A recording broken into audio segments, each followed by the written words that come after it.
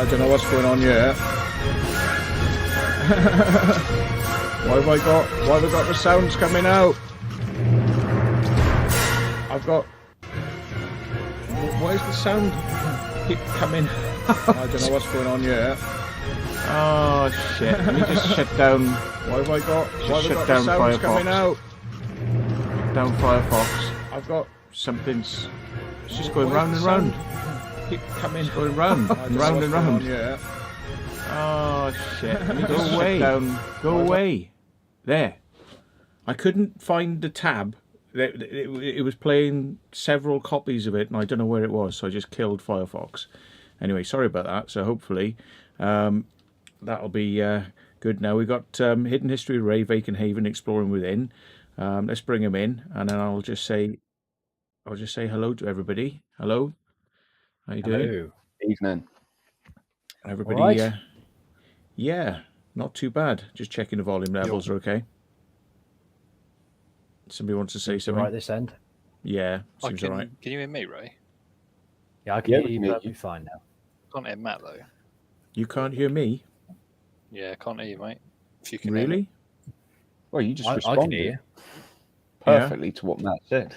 Well, it's weird because, like, Ray, you can hear me, and Vacant Haven, you can hear me, yeah? Yeah, we actually live. Yeah, we're live. Yeah, we are live. But you can't hear me. Yeah, oh, right. Oh, well. Bloody crazy shit, as usual. Crap. Well, we've had a donation from Dennis, $4.99. He says, yes, he's made it live. He's been waiting for this one. Oh, God, yeah. What's going on? If you're not able to hear us, he'll work it out in a minute, I'm sure. Because if the others can, you should be able to. Anyway, yeah, probably... loud and clear, mate. Yeah. Yeah, becoming loud and clear through these. Okay, so I'll say hello to a few people who are in the chat. Some people have been waiting for a while. This is Unknown, Subaru RB320. Some people have been on the chat since last night at the same time when I put the Matt, but I can hear you lot. That's weird. Mate. What is going on? I don't know.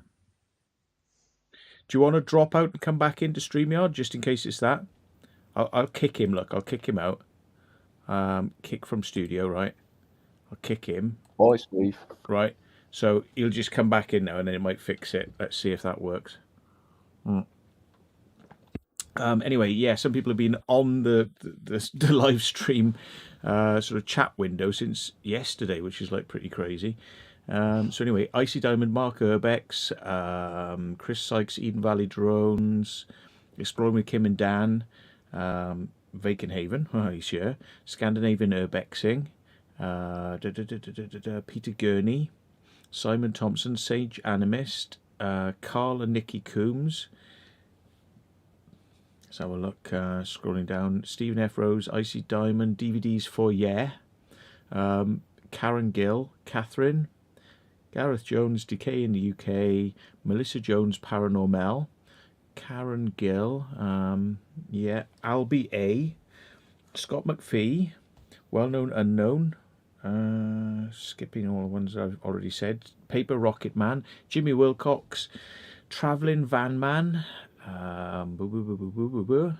Urban Legend UK, who by the way went to 1,000 subscribers last night, so he's pretty chuffed. Oh, wow. We got him about 100 subscribers in one sitting. I think it's probably like 150 subscribers. So he went, over the thing. So he's very happy now. Well done, Urban Legend. Yeah. Well done, mate. Yeah, very well done. And so Paul Robbins, B, Varney the Vampire. I can't see anybody else. Anybody else will be offended if I forget Minosaurus, Jackie Greens, DJ Carl Million, Jamie Mack, Loopy Lou, Rural Sound System. All right, there we are. I'll get him back in. There we are. How's that now then, Steve? Can you hear me this time? I can hear you now. Can you hear me? Yeah, we can hear you. Wicked. Yeah. Don't know what was going on. That's turn weird. it off and turn it on again. Yeah. That's it. Best policy. So Cheers. Stephen Horton, Safari 360, Stephen Griffin. God, there's so many on here, isn't it? Ben Bear Williams. There's a lot of people on here tonight. Mike Oxmills. ox smells. Does your ox smell? Or I bet you've heard that before. Oh, and somebody who was called the not so secret vault, who's already been deleted. So yeah, for some reason. Any Happy Meal? Happy Meal? What? Do you No. want? Specific. No. Whoa! What was What his the name? hell's this? Happy Meal something, wasn't it? Mark Yeah. Urbeck's just donated £20. My God! Wow. And I wonder how he did that. By the way, as you see, right, I'll put up the proper ticker, but just as a disclaimer, everything you see in tonight's live stream, you should not take any of it seriously. You should not believe any of it. It's all fake and joke and comedy. Or is it? Yeah, but that's just our disclaimer, okay? So now we can say what the hell we like, okay? But if you want to donate, you can donate directly via PayPal, or if you want to do it on the live stream, there we are. Mark donated £20 through Super Chat, so I'll get £10 of that. Thank you, Mark. That's the reason why. What we do now is we say, if you want to, you can see down there, streamlabs.com/thesecretvault. If you do it via that, I get 100% of the money. Just comes straight to my PayPal, because YouTube are taking about 50% at the moment. So, But anyway, Maybe after your 30% of memberships, Alex, soon. yeah. Yeah. Yeah, they want tax people now on top of what they already give you. So they give you money and then they charge you tax, either American tax or British tax. And I just like, oh, Is that on viewers keep from the US, or is it viewers in general? I think it's from viewers from the US. It's US earnings. Yeah. But I mean, basically, it's worldwide. You know, it covers everything anyway. But in different countries, you'll be taxed however. You know, because the people in the country that are actually sending the money, I don't know, it's between you and, I don't bloody know. Anyway, I just went for the go on then, charge me American tax. I can't be arsed with it. Yeah. Option, because it's a lot easier. So yeah, but ultimately, whether 500 in there. Doing all right, mate. 500 people. Yeah, 515. My God. Oh, 19. I was just thinking the chat's just like flowing like a wolf. Is it? Slow mode, Matt. Massive. Wow. Yeah, it's going crazy, is it? Right. Well, anyway, what I'll say then is I'm really bad at reading the comments, but somebody just donated £10 on probably Super Chat again. So yeah, Angel will get £5 of that for Angel treats. Yeah. So but if you want to do it through the method in the box below, as opposed to Super Chats, then Angel will get double the treats. So there we are. What's it saying, Matt? Can you still via PayPal to donate? Can I still via PayPal to donate? No, the best way is what Exploring 8 with Aish is just saying. You click on the streamlabs.com, the secret vault. Yeah, thank you for Tuna. Yeah, for that. But if you do it via that method in the link, you'll still get a big shout out come up on the screen, because that's what it's for. That's this new link. It's better, and YouTube don't get involved, and I don't lose half the money. Because it's a bit of a bummer, isn't it, when you sort of like send 20 quid to somebody and then like actually YouTube take half of it. That's not right, is it really? It's like the postman nicking half the money, isn't it? Yeah, it's just like ridiculous. So Google doesn't need it. No, Google definitely doesn't need it. But anyway, yeah, let's get on with the business, I suppose. Now we've dealt with the sort of the small stuff. Oh, that's what I was going to say. If you want to put it, if you've got a question specifically that you would like us to answer, as opposed to just general chit chat, if you put it in capital letters, it helps me to sort of spot the questions to us, or the points you're making directly to us. There we are. Dennis has done it. Dennis has done it again via Super Chat. Oh God. Well, that makes up for the. See, now we will get $4.99 now. There we are. Shore Cement Works was a good call. That was quite fun, wasn't it? Bit hide and seek. Yeah. Quite enjoyed that one. Brilliant. Yeah. I just remember falling over nearly in that quicksand when we had to run. And Matt, I've got Matt on camera slipping up in that. Yeah. God, yeah, it's crazy. Yeah, we probably go back there at some point. You know, I didn't say that in the video, but yeah, we'll probably go back there. There's more stuff to see. I was told there's a tunnel that goes under the road from that cement works to the offices on the other side, so that they don't have to cross the road. There's a tunnel. Did you know about that? Oh, No, didn't know No. that. Somebody Makes said sense, it. though. Somebody said it on the video today, and I didn't know about that. Oh, Well, we didn't get that far, did we? yeah. No, Oh. not quite. Subaru is saying there's a troll. What's he doing? Trolling him with his name? yeah, 21, 22. Oh dear. So we got all the antics going on tonight. That's all right though. It's all good views. You know, adds to the viewing figures. So We've got somebody in called Toby Carvery. Well, I think it's Carvery, not very. But I thought it said Toby Carvery. I had someone comment on one of my videos called Begging with Brady. I didn't know if that was like a troll account. Referring to Brady. Yeah. Oh dear. Yeah. Well, I mean, I don't have a problem with people having funny names. It's just when they start being bastards in the channel, that's when I got a problem with it. But yeah, what's this? Hey, sorry, Matt, about the owner of the site saying no, lol. Thought I'd say sorry again. So, sorry, just to see, Happy Meal's in the chat Yeah. right now from last week, and he says he has his webcam ready to join. Yeah, ready to stay silent. Oh, is this a dickhead again? Yeah, Yeah. well, just block Yeah. them, get rid of them, ban them, waste of time. Been there, you had your chance, forget it. Oh, Yeah. So, right. Well, let's get on to the shitty subject matter of the night, which I've invited Ray and Steve in as well because they kind of know this this place that we went to. And I suppose what I could do first is I could show you a bit of drone footage just so people are kind of aware of what the place looks like, if I can make this happen. He says, let me just see whether I can make this happen. I can't have screens on top of each other. That's the only thing. So let me just see if I can do this.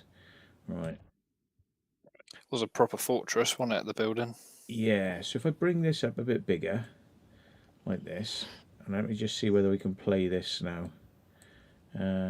Okay, let's see what happens if I press this button. There's no music, by the way, and it hasn't got much colour added to it, so let me just move this around. There we go. So that's the building in question, so that's the courthouse. Now, you guys can't see it because I'm not sending you the thing, but we're flying around the courthouse at the moment, but it just makes my life easier. Mods, the yeah. top Subaru one, I think, is the troll account. Mm. So there's two in there. Yeah. I think it's the first one. So just to 'Cause give Super's only everybody got the one. a heads up, we climbed up the other side of the building. In fact, let me just take it back so people can see. Ah, there we are. Right, this here is a hollow space. In fact, I probably could share it with you, but it's just not worth it. Actually, I'll just I carry can on. see it on my phone.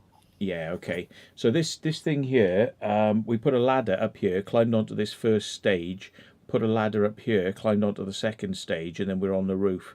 So we put the ladder down and we went having a look around to see if there's any way in.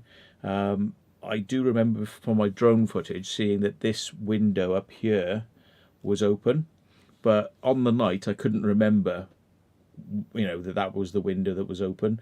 It wouldn't have done us any good anyway because it's about a 30-foot drop if you go in from there straight down. So they're like skylights, these things. So there's no way we would have been able to get in there anyway.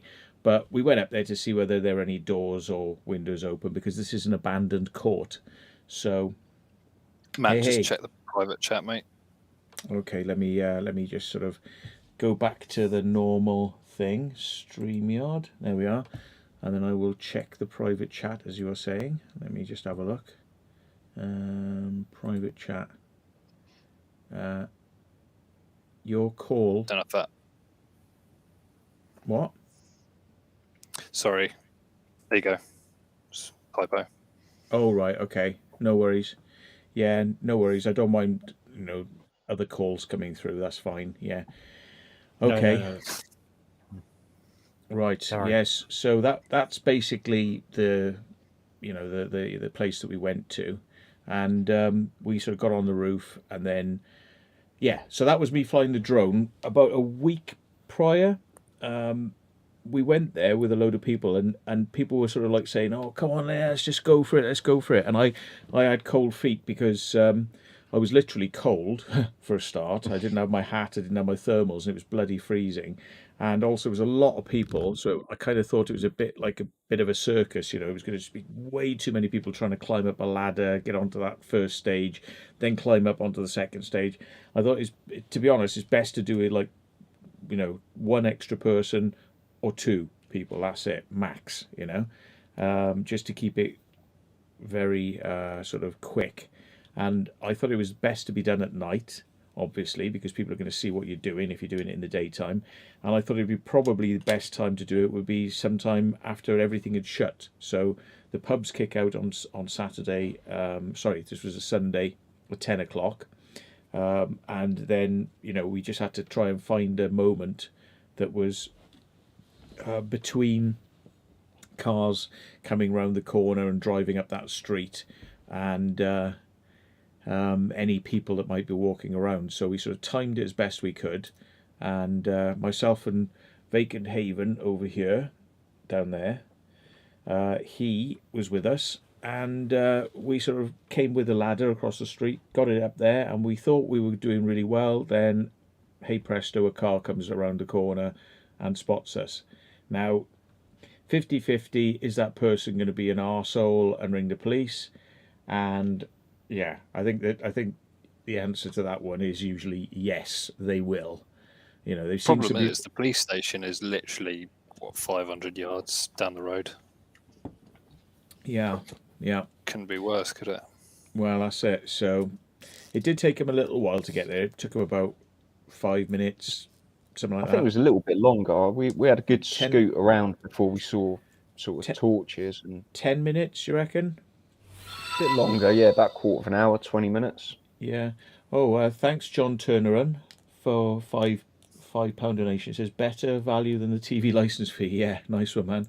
And thanks to Dennis as well, because he donated. I think he's donated a few more times actually. He says now you get both $4.99s. Yeah, he's donated $9.99. You spoil us, sir. You spoil us. But don't waste your money though on these super chats, because you are just throwing it away to YouTube. Get on this link thing. Have a look how to do it. In the yeah. Have a look wherever. They'll tell you in the chat.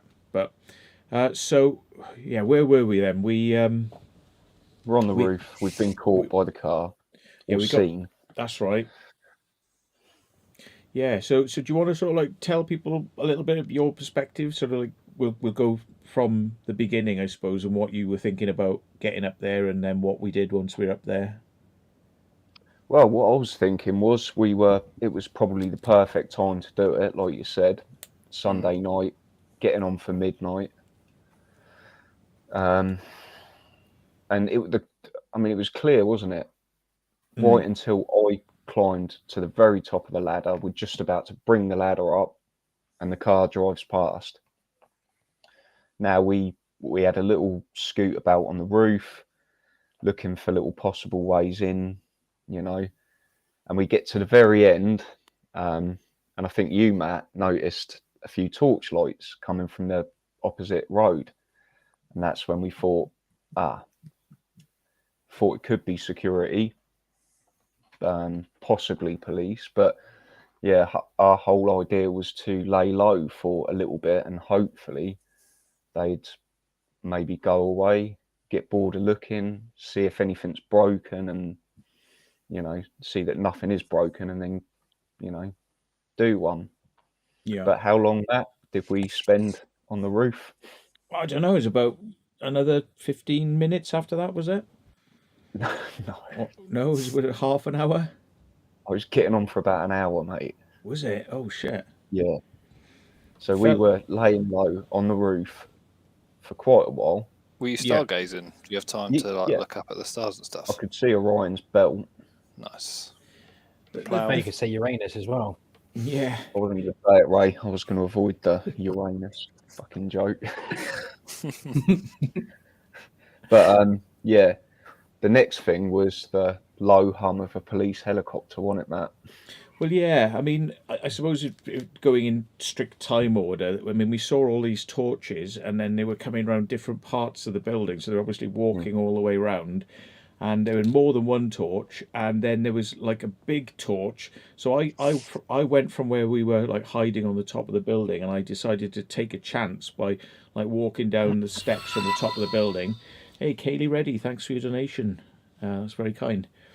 So I took a little walk down and sort of looked around the edge of the building, and like no sooner as I just kind of looked like that, suddenly there was a torchlight sort of like shone straight at where I was. I was like, Jesus, it's like little bloody Nazis are right on. Weren't sure what they'd seen because I only just kind of popped my head up and then down, and I had my hat on, so it's like a bit darker, Anyway, so we just hung around hoping that they'd go away because it has happened in the past that the police have decided there's nothing visible going on and it doesn't look like there's anything happening, so they go away. But I suppose because of the nature of the fact that we'd gone up there with a ladder and we'd probably been spotted with a ladder, meant they were never really going to give up, until they got on the roof of that building and found us, So. Which do you think they were ever going to do? Because I remember saying a few times, do you reckon they're bringing the ladder?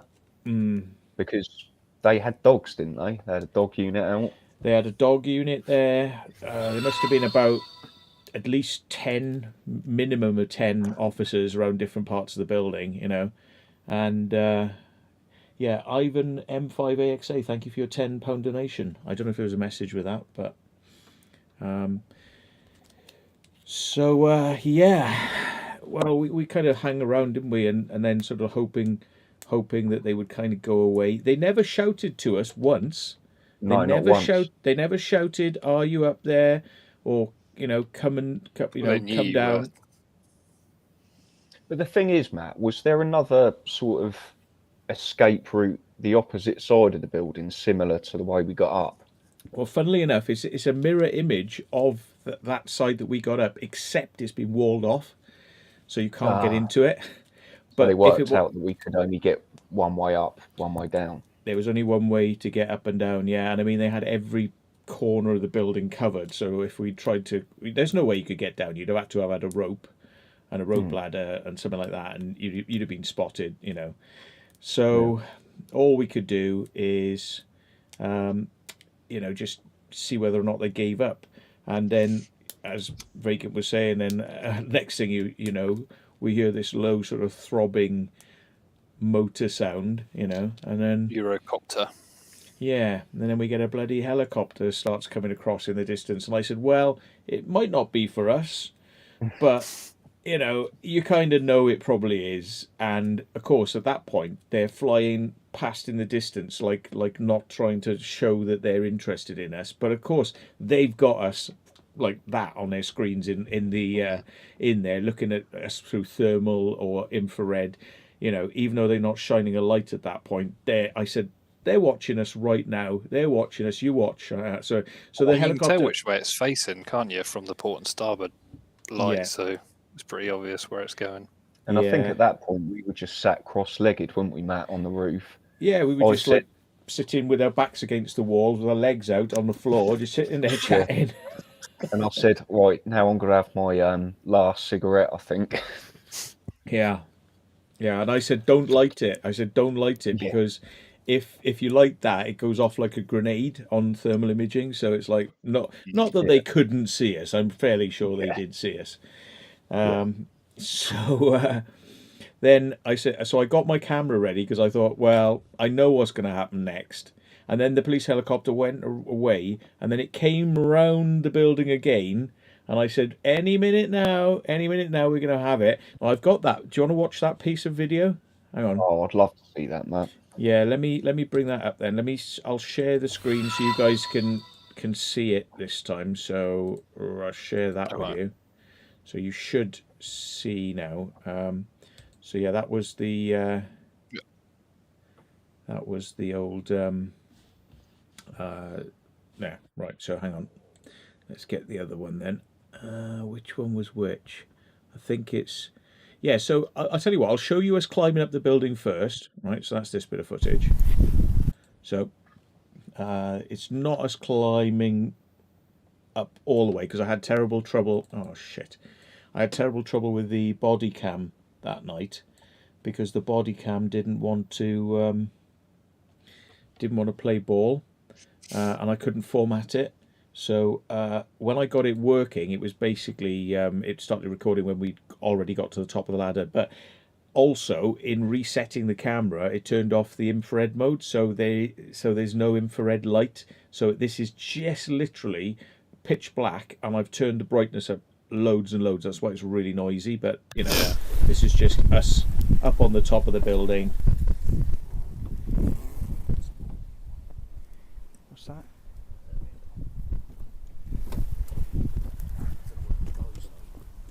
So is this when you first see the flashlights, or? Yeah. Vent. Oh, that's where we first come across the vent. Yeah. The vent, yeah. There was a vent there that was open, but you couldn't get through it because there was it turned left hand and it went into a fan, so you couldn't really get through it anyway. Sideways. Yeah. I was thinking of hiding in there from the chopper mat at one point. I don't think it would have made a difference because they still see your heat even round corners. I mean, they've got like next level stuff. They like if you're hiding in a shed, if a person's hiding in a shed, they can tell by the heat that's coming out of the shed, just from your body. So I think, yeah, unless you're actually right inside, like, you know, behind thick walls or glass, because glass reflects the thermal imaging. They can't see thermal image through glass, which is a bit weird, but that's how they work. You can't see it through glass. But then all they would do is turn it onto infrared instead of thermal, and they can see through the glass, you know. So it's one of those. But yeah, here we are, and we haven't managed to get in. I don't know how long this footage is. 2 minutes 54. So hopefully you cut it at one forward. certain point. Yeah. Yeah, okay. Yeah. So I think that this is about the point where I start to realise there's a torch, and I say something like that, like there's lights or something. No, I think you need to skip this bit, Matt. Yeah. Yeah, you did. You stopped it there. That's all good. Yeah, it stopped anyway, I think. Right, Yeah. so then we go to, I think this piece is probably worth going to first. So we can hear the helicopter. Hang on, let me make it a bit bigger. Is there a better way to do this? Hang on a second, folks. Push this button. There we are. Right.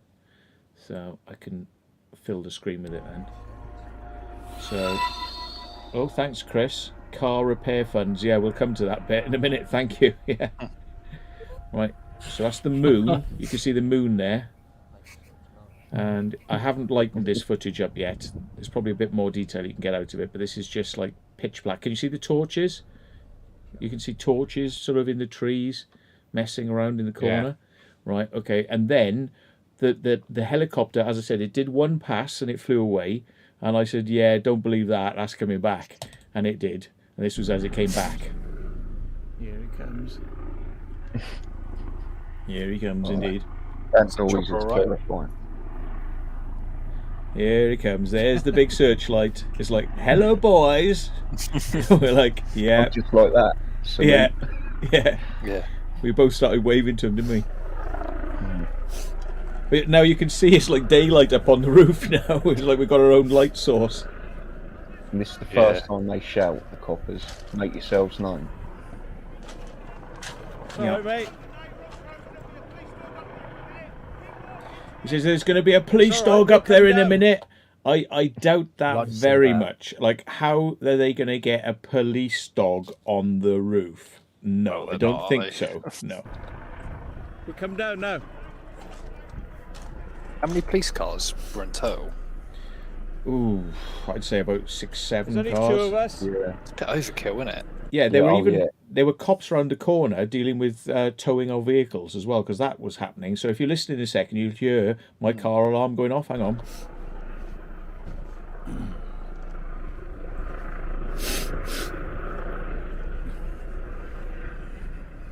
Oh my god. Overkill. All right. Yeah, my car alarm is going off. You're by the right. way. I can hear it. I've got a ladder. What's that? The dog's climbing up. Yeah, I got a ladder. So if I come down there now, right, I'll meet you on the way down. I'll meet you when I get down. I will put my ladder and I'll climb down. 2. Yeah. All right.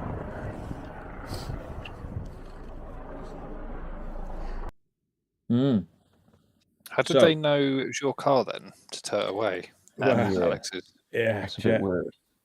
I mean- reckon. Wasn't there a CCTV camera in that car park No. or somewhere? Or we on the weren't. pub? We weren't parked in there.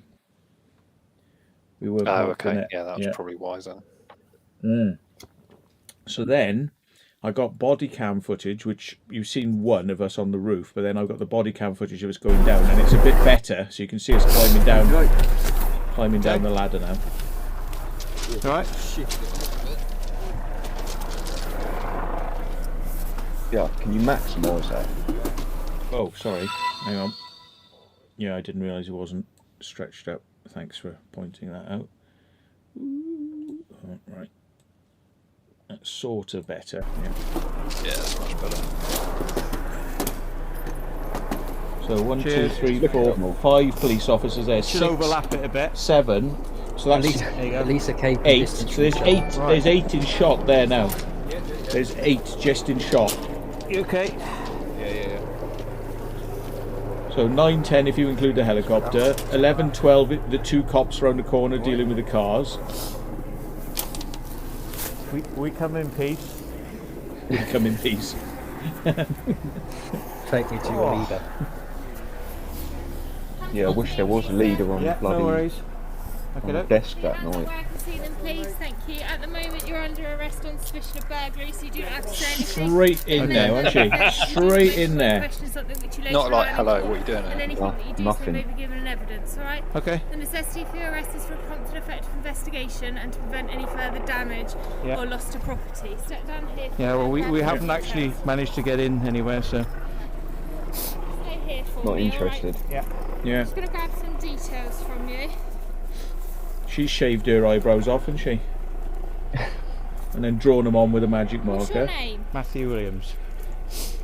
No, sorry, I didn't expect this much of a Don't give out your address here, do you, Matt? Williams. Probably. Yeah, don't forget to pause it. And what's your date of birth, please?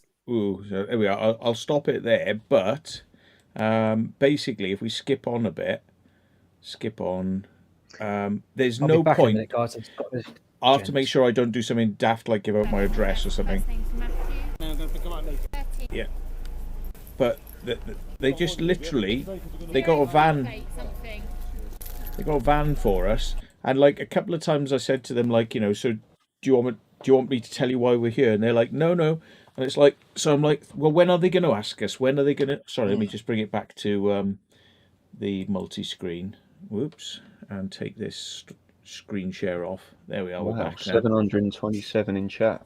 No way. 50 now. Whoa, bloody hell. So yeah, we basically, I came down from the ladder, and it was like immediately, hands out, you're under arrest. Now, I mean, we didn't present a threat. We weren't being awkward, but the least they could have done, in my eyes, would be say, you know, so what exactly are you doing? I mean, like, you know, Yeah. for all they know, we might have been entitled to be up there. We might have been the owners of the bloody building. It's like, oh, you're might under have- arrest. You know, We it's might like, have lost our frisbee or something, you know? you know, it's like they don't know what's going on, and they're like, you're under arrest on suspicion of burglary. It's like, well, you know, where's the evidence? So anyway, we gave them our names, we gave them ID, they went through our stuff. I had stickers, the Secret Vault stickers on me, right? But they never asked You know, like, what are we doing? And then it was like, right, you're going in a van. And it was like, me and Alex got separated. It was like, Bush, you're in a van. And I thought Alex was going in another van. Then he ended up coming in the same van as me. And Yeah, luckily. yeah, I mean, anything I'm missing so far before we go on to what happened in the van and, you know? No, other than the fact that I'm still really curious as to how they found out your car when actually all you told them was you came in my car. I told them that I'd come in Alex's car, but they seem to know my car round the corner. So the only thing I can think is that because it was parked, you know, well, I don't know, round the corner, maybe somebody had spotted us, you know, and reported. We don't know who made the call. It might have been the guy in the car. There might have been people seen us from the All I house. was told was a concerned member of the public. Yeah, so I mean, it could just be, you know, like nosy neighbour syndrome. We pulled up and parked, and they were secretly watching us out the window, assemble a ladder, and they watched the whole bloody lot, like, you know, because they pointed out my car, even though I told them I came with Alex, you know. So now, so we got taken in the back of the police van, and at that point, as they were kind of like, we were in there, I said, are they going to actually ask us, you know, what we're doing? Because they haven't asked me anything. Have they asked you? And I think Alex was like, no. And I said, well, you know, so I said to the officer who was there, I said, look, do you want to know what we're doing? And he was like, nah, no, don't save it. And I'm like, yeah, but, you know, don't you want to know anything? He's like, no, you can tell us down the station. And it's like, right, so they don't actually want to know what we're doing. Like you said, if we'd have said anything, he would have probably have had to have written it down, logged it. Yeah. Well, when Waste we of were ink. driving away in the car, I said to him, well, don't you want to know what? And he was like, no, don't tell me anything. And he literally said, because I'll have to write it in my notebook, and then I'll be here all night then having to file that through. And Yeah, I thought, they just didn't want to be out late on a Sunday night, did they? yeah, but the That's thing what it is, well, that's great for him, isn't it? We're going to be in the station all night because nobody wants to know why we're there. Yeah. Nobody wants to speak to us about it. They literally want us to process us and not have us talk to them because that's going to be a problem. Now, when we arrived at the police station, there was a nice officer. He was very chatty, but he was Jolly, happy to. He was a nice chap. Well, I had the nice one. You had the shitty one. You can tell him about that one. Bastard. Yeah. So whilst we were kind of like separated off, and I was chatting to this guy. He was happy to talk to me about Wales, rugby, this, valleys. His family were from the valleys. But again, I said, so anyway, mate, look, nobody's asked us why we were there. And the thing is, we were there, and he was like, no. And he said as well. So this is the second officer now to say, don't tell me anything, because I will have to write it in my notebook, and then I'll have to process it, and I'll be here all night. It was like almost verbatim what we'd heard from the guy in the van. It's like, really? So that's two of them now don't want to speak to us. So I thought, well, when is somebody going to ask us? Well, in essence, they didn't ask us. They just asked us for our names and addresses, stuck us in the cells, and kept us there till the morning, when they bothered to ask us why we were there. And once we told them why we were there, we were out within 2 hours. But there's a bit more to it than that, because, well, do you want to tell them about your police officer then, and what happened with you? Because we were separated off. Yeah, well, basically, he was a miserable git, just sat there yawning his head off. And that Welsh guy, the Welsh copper, even said before they put me in the holding cell, they said, look, you're not a threat. You're not going to do anything. That, you know, it's all right to take your cuffs off. And I'm thinking, oh, brilliant. Yeah, a bit of relief. So I'm sat in there with that guy. Not at one point did he offer to take my cuffs off. I had to ask him. He's like, and an hour in. He's like, yeah, okay, mate. Finally took my cuffs off. And then, yeah, I was sat in there with him, complete silence, tried to talk to him, nothing, you know.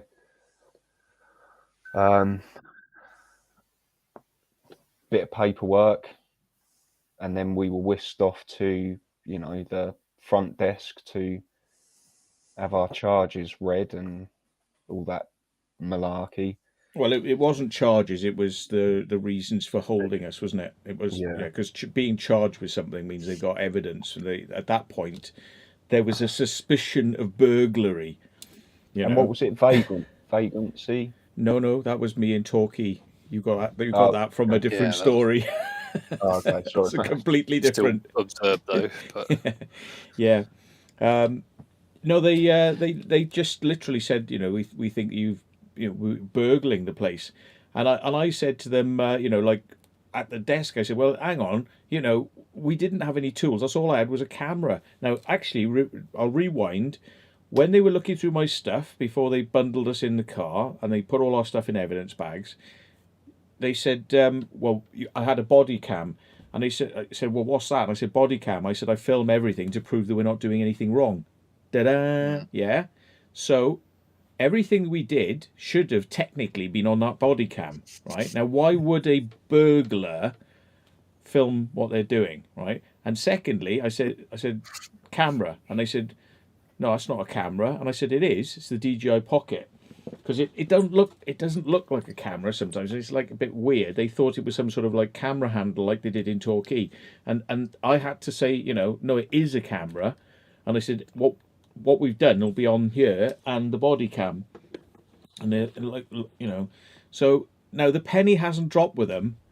We're doing video and photography. The penny still hasn't dropped with them, and they bundle us in the into the police car, take us to the station. But I think at some point, somewhere, it's come up on probably my file more than Alex, because Alex probably doesn't have any sort of like, you know, notes. Clean as a whistle, mate. Yeah, on his. But it probably comes up that I do urbex and I'm well known for it. So therefore, you know, they should know this. So it's like, well, these guys are photographers and urbexers, and they've told us that they haven't broken in, because if you remember when I climbed down the ladder, one of the first things I said is we come in peace. And then she said, da-da-da. And I said, well, we didn't even go in. You know, we haven't even been in. You know, so how can you burgle a place when you haven't actually been in? So Yeah. I'd given them something in the way of evidence there, which was never brought up, that I'd said that, yeah. And then we're carrying cameras. We haven't got any tools or anything to break into a building, yeah. And, you know, so there should have been some clues there that this wasn't like your standard kind of like Scronat burglary type affair, yeah. No, so I'll just skip forward a little bit further. Okay. When I got told that there must have been someone on that night. It was a job's worth, basically. And I got told that from a police officer. And to tell me that hours down the line, it's not very, well, it doesn't make you feel very good, does it? Yeah, well, you know, they've obviously hit all the big red buttons, you know, like get the helicopter, get the dog unit, get as many people as we can. And it's like, you know, obviously haven't got enough to do, not really got much work on, and like channeling all their resources into like two blokes seen with a ladder going near a building, you know. Yeah. But at An no empty time, building, I'd like to add. and a totally empty building, and there's nobody that would know that more than the police, because the police are in there all the time, because it's the magistrates' court, which has been closed for 5 or so years. Yeah. it does make you wonder, what are they keeping in there? Do they know something stored in there that we don't, crown jewels or something? Because that was such an overkill response. It's just doesn't add up the to way me. they acted, mate, could be the Ark of the Covenant. Yeah. Yeah, I think it's probably nothing in there, to be honest, but it's just how they react, you know? It is just how they react. I mean, those helicopters, as I was saying, are like 800 quid an hour to fly. I mean, Yeah. it's just, yeah, it doesn't add up to me. So, I mean, it probably didn't take them long to get there and get back home and down. So I said probably about £200 that'll have costed. But, I mean, if you're talking like 15 police officers, plus the, you know, the air crew and everything, if you add it all together, you're talking, it's a lot more money for the ground crew who came out than it was for the air crew that came out. You know, it's a lot more money on boots on the ground. Recovery like, you know? truck as well. And Yeah, recovery. So they towed our vehicles. I could hear my car alarm going off, and that becomes important because my car was towed before they really had my keys in their custody. So I saw my car going around the corner and gone, whoosh. So they've already decided that's my car and they're taking it before they've really established who I am and whether it's my car and whether it's been used for anything wrong. So they just like, whoosh, we're having his car. Like that. So it's like that's why the alarm was going off, because they were dragging with the alarm on, with the doors locked, because they didn't have the keys. They were dragging my car onto the back of a bloody tow lorry. Tow truck. Yeah. Tow truck. So, straight away, they did that, and they actually did some damage. We'll talk about that in a bit, but yeah. So can you get the cost covered for the damage it did? Well, I was going to talk about it in a bit, but I think it's pointless. Yeah, no worries. It's pointless really. Trying to.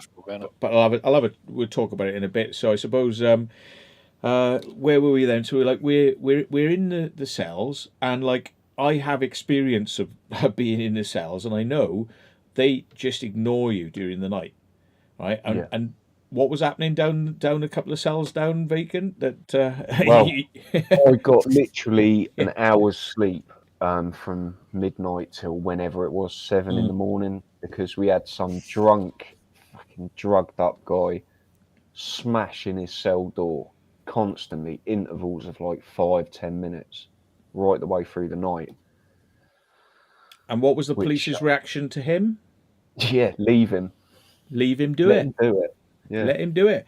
So there's no point trying to speak to the police at that time of the night because they don't want to know, right? I mean, the whole thing about policing, and they gave me a leaflet which I read, right? And it literally said it in there. It says we have to do everything within our power to make sure that we investigate quickly so that we keep you in for the minimum amount of time possible, right? So bear that in mind with what we're about to tell you now, because it's obvious they knew who I was.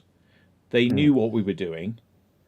Because what happened at your place, Alex? Well, what was the thing is, they went and raided my house at 4:30, 4 o'clock in the morning. And obviously thinking I'm a burglar, maybe looking for tools, equipment, stashes, stuff like that. The only thing they took from my house was a hard drive. One hard drive. And they said as well, do you realise that Alex has a very unusual hobby? And this was the police in my house. To your wife, yeah? Yeah. Yeah. Do you realise Alex has a very unusual hobby? Yeah. Now, do you think they were referring to burglary or urbexing? Well, by the nature of the fact they took a hard drive, I would say they know you're into urbexing. And that was 4 in the morning. Yeah. And when did we finally get seen to, Matt? About 9:30 in the morning, because everybody starts work at 9, don't they? Even the police. Yeah. So they dump you in a cell overnight, and they'll only start thinking about why you're there at 9 in the morning, because that suits them. So all this business of we will deal with you as quickly as possible to ensure that your liberty isn't taken away and that you are, released expediently. No, it's not. No, it's not. It's like the moment they grab you, they don't want to speak to you. They, no, don't speak to us, no, because it might be a reason to release you. If you speak to them, you might have a grounds to be released. They, no, don't speak to us. Yeah, just get in the cells and wait till 9. Now you can speak to someone. Now that to me means that it's a total, it's a total load of bollocks what they write on these pieces of paper to get you out quicker. They were saying to Alex's missus that, I've got to search the house. They went for a hard drive. They knew that he was an urbexer, which meant they knew I was an urbexer. Well, guess what? I found out when I got back. I didn't find out till I came home. They came to my house as well. But they didn't come in for some reason.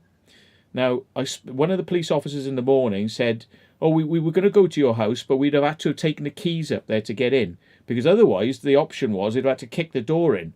Yeah, and considering they must have known they were on shaky ground because they knew I was an urbexer, like they knew he was an urbexer, kicking the door in when they knew that would have been a bit excessive, and they knew they were probably on dodgy ground, but they still tried it. Now, they did it with him, but they weren't too sure about kicking a door in with me, yeah? And Because- funnily enough, one of the evidence bags seized from me was my house keys. That was given back to me as evidence, not as personal belongings, evidence. And I'm like, why have they used that? So whether someone was at my house or not, they would have gained entry. Yeah. Now, here's the funny thing. In the morning, obviously, we were interviewed. Only one policewoman interviewed us. I don't know about you, Alex. Was it what? It was a policeman. I had a bloke. A bloke, but one. Yeah, he was all right. Yeah, one. Yeah, one. Yeah. Now, both of them, as far as I understand, the one who interviewed Alex was fine. The lady who interviewed me was fine, but she was just box ticking. You know, it wasn't an investigation. They knew the answer before they'd even started, because she was literally like, right then, so why were you there? And I said, oh, urbexing. Oh, she said, oh, right, okay, so you weren't going to break in or do anything. It was like literally box tick. Oh, so you weren't going to do anything there of a nature that was going to, you know, da da da. And she was just like tick tick tick tick tick tick, and she was very happy and on the way, sort of thing. And she did ask me who my landlord was, which I was a bit sus about, and my duty solicitor who was with me said, you don't have to answer that. And I thought, that's pushing it a bit. Why do they want to know who my landlord is? I wonder whether they've been to my house or want to go to my house. And why would they want to do that? Based on the fact that they got no information at this point, so why would they want to do it? Yeah. All right. So I thought that's a bit sus. And also, what's the passcode for your phone so we can go in and just mooch around inside your phone? And I said, no, you're not having it. Yeah, jog on. Yeah. And my solicitor said that. They said, no, that's just pushing it. That's not relevant. Well, they're just pushing the boundaries, aren't they? They're saying, Yeah. Well, they could get into it anyway, because me, foolishly, said, because he said, do you want to make this process quicker? And in my head, I'm thinking, well, if I do that, then I'm out sooner. So I said, yeah, my passcode is blah, blah, blah. But what I forgot to put the extra digit on the end. So they didn't have my actual passcode anyway. They weren't interested in looking anyway, I don't think, to be honest. Well, they were. They were apparently watching my YouTube videos at 4 a.m. There you go, you see. And watch time up for you. This only came out. A few views when you wake up in the morning. So just to be so people understand now, right? Because we're skipping forward and backwards a bit. We only found out that they'd been watching our YouTube channels after they did this interview with us, right? And then they said, "Oh, you can go now." And then they said, "Oh, yeah, we were watching your videos early in the morning, not just now. It was early in the morning." Well, we were sat listening to some guy going mental in his cell. So they already knew. So when they came to my house wanting to come in, they already knew I was an urbexer. They already knew we hadn't broken in. They already knew that it was a civil trespass. And that's not enough to hold somebody in the cells. But they knew that, and they were quite happy to keep us, even though they knew it. Yeah? They kept us there, even though they knew it. What they should have done, really, is unarrested us and asked us to give an interview, because we were being held at that point on burglary.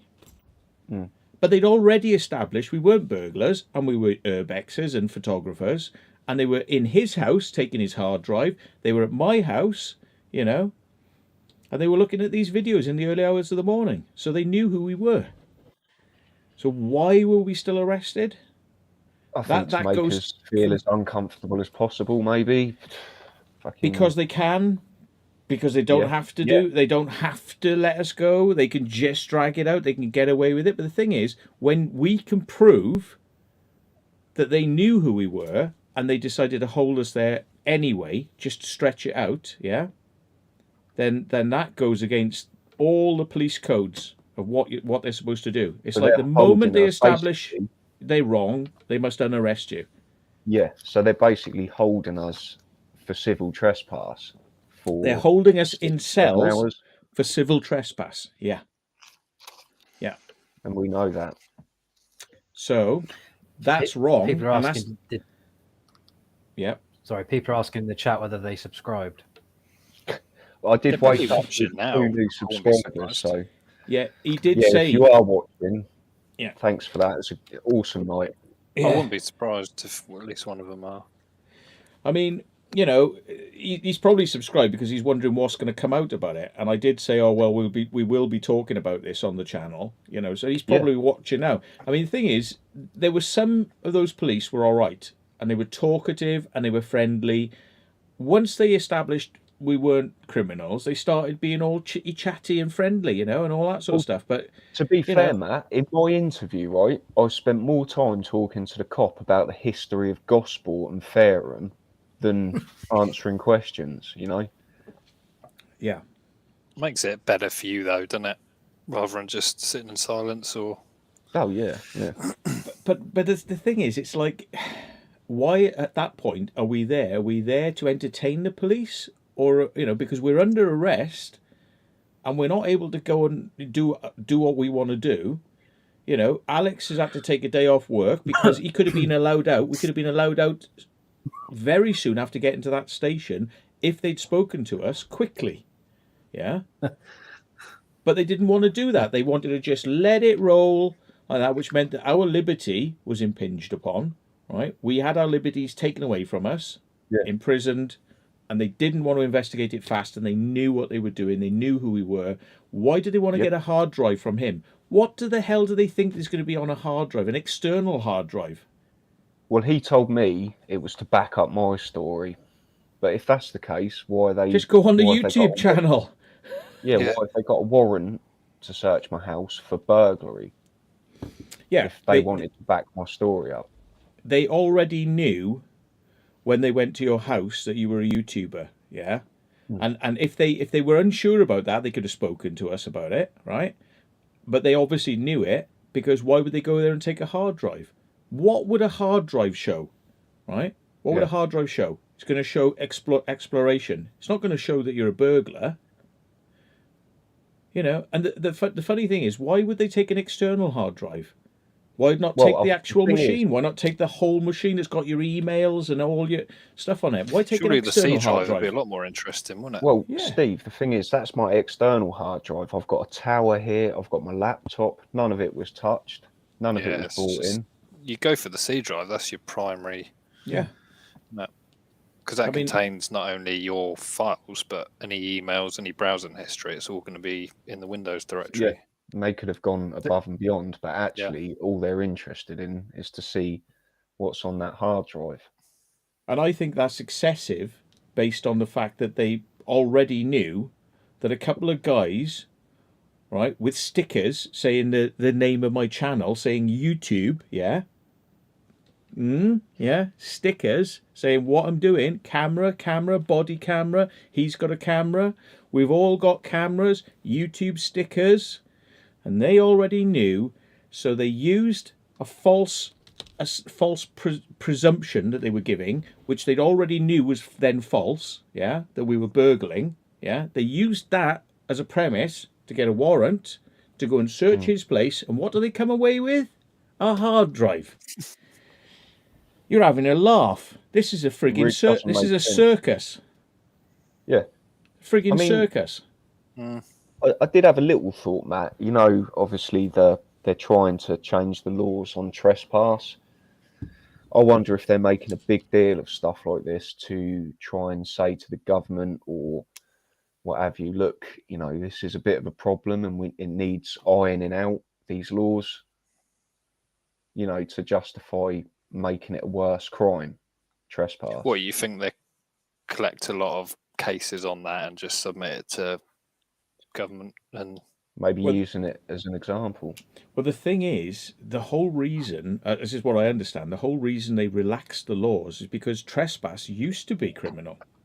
Yeah. Yeah. So now it's only aggravated trespass, like if you won't leave or if you do something else, whilst you're there Yeah. to cause problems, then it becomes aggravated. Then that's criminal. But just trespass has been decriminalised because the police were fed up of dealing with arseholes saying, "Oh, there's a kid in my garden," and the police had to come out and they had to arrest, the kid. Because the kid was in the garden looking for his ball, and he said, "I'm not leaving till I get my ball." And there's, so they would arrest the kid, and then it would like, "Oh, we're dropping it," but they would have to because it was classed as criminal, and they were dealing with it all the time. And the thing is, the public knew that all they had to do is ring the police, and the police would come round, and they would basically give people aggro, right? Instead of going, which is what they do now, they just go, "Well, what are you doing?" "Nothing." "Okay, go." Yeah.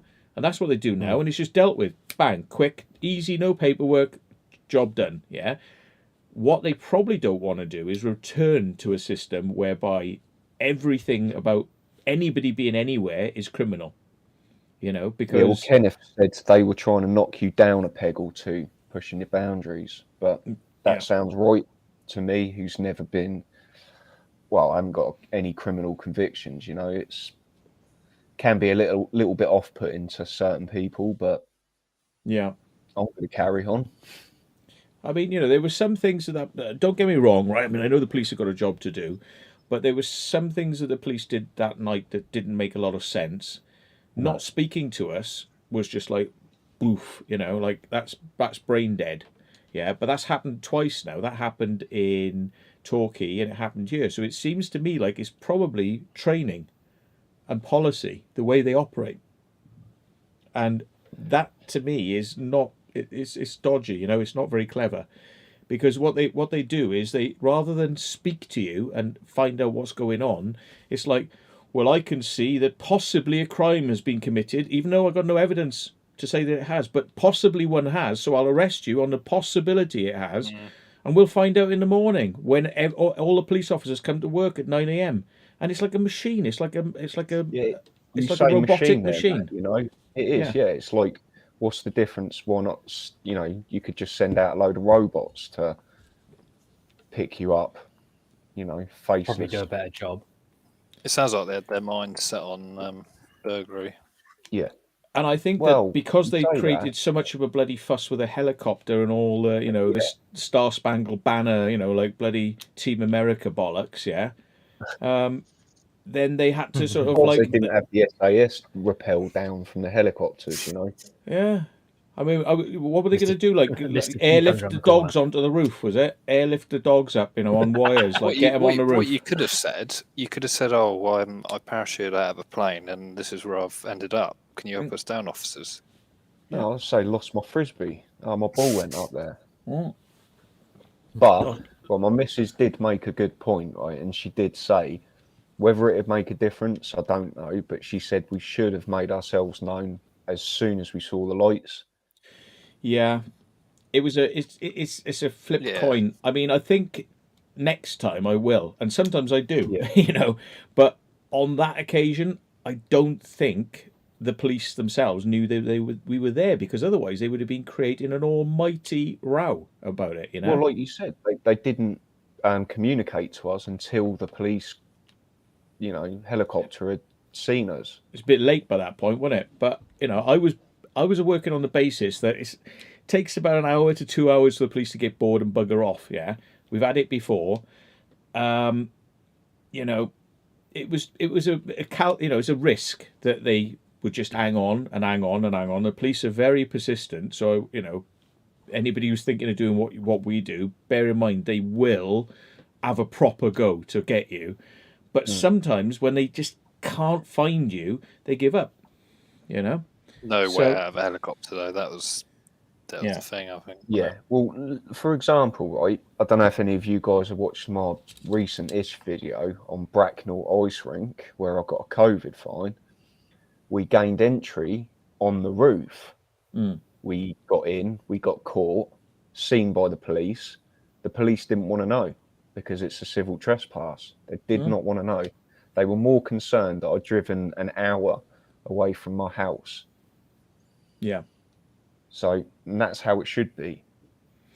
And I'm interested because my ladder was not classed as being a tool of crime, you know, which No, kind of they put it in my car.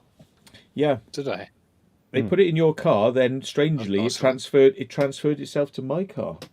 I was wondering that, Matt, because you ended up driving up with it in your boot, and I'm like, how did that get in there? Yeah, so they moved it from your car to my car. Yeah. They probably search your cars for drugs as well, I would have thought. Oh, they searched the car from Anything top they to could bottom, go. but there was mine nothing. was an absolute mess when I got in it.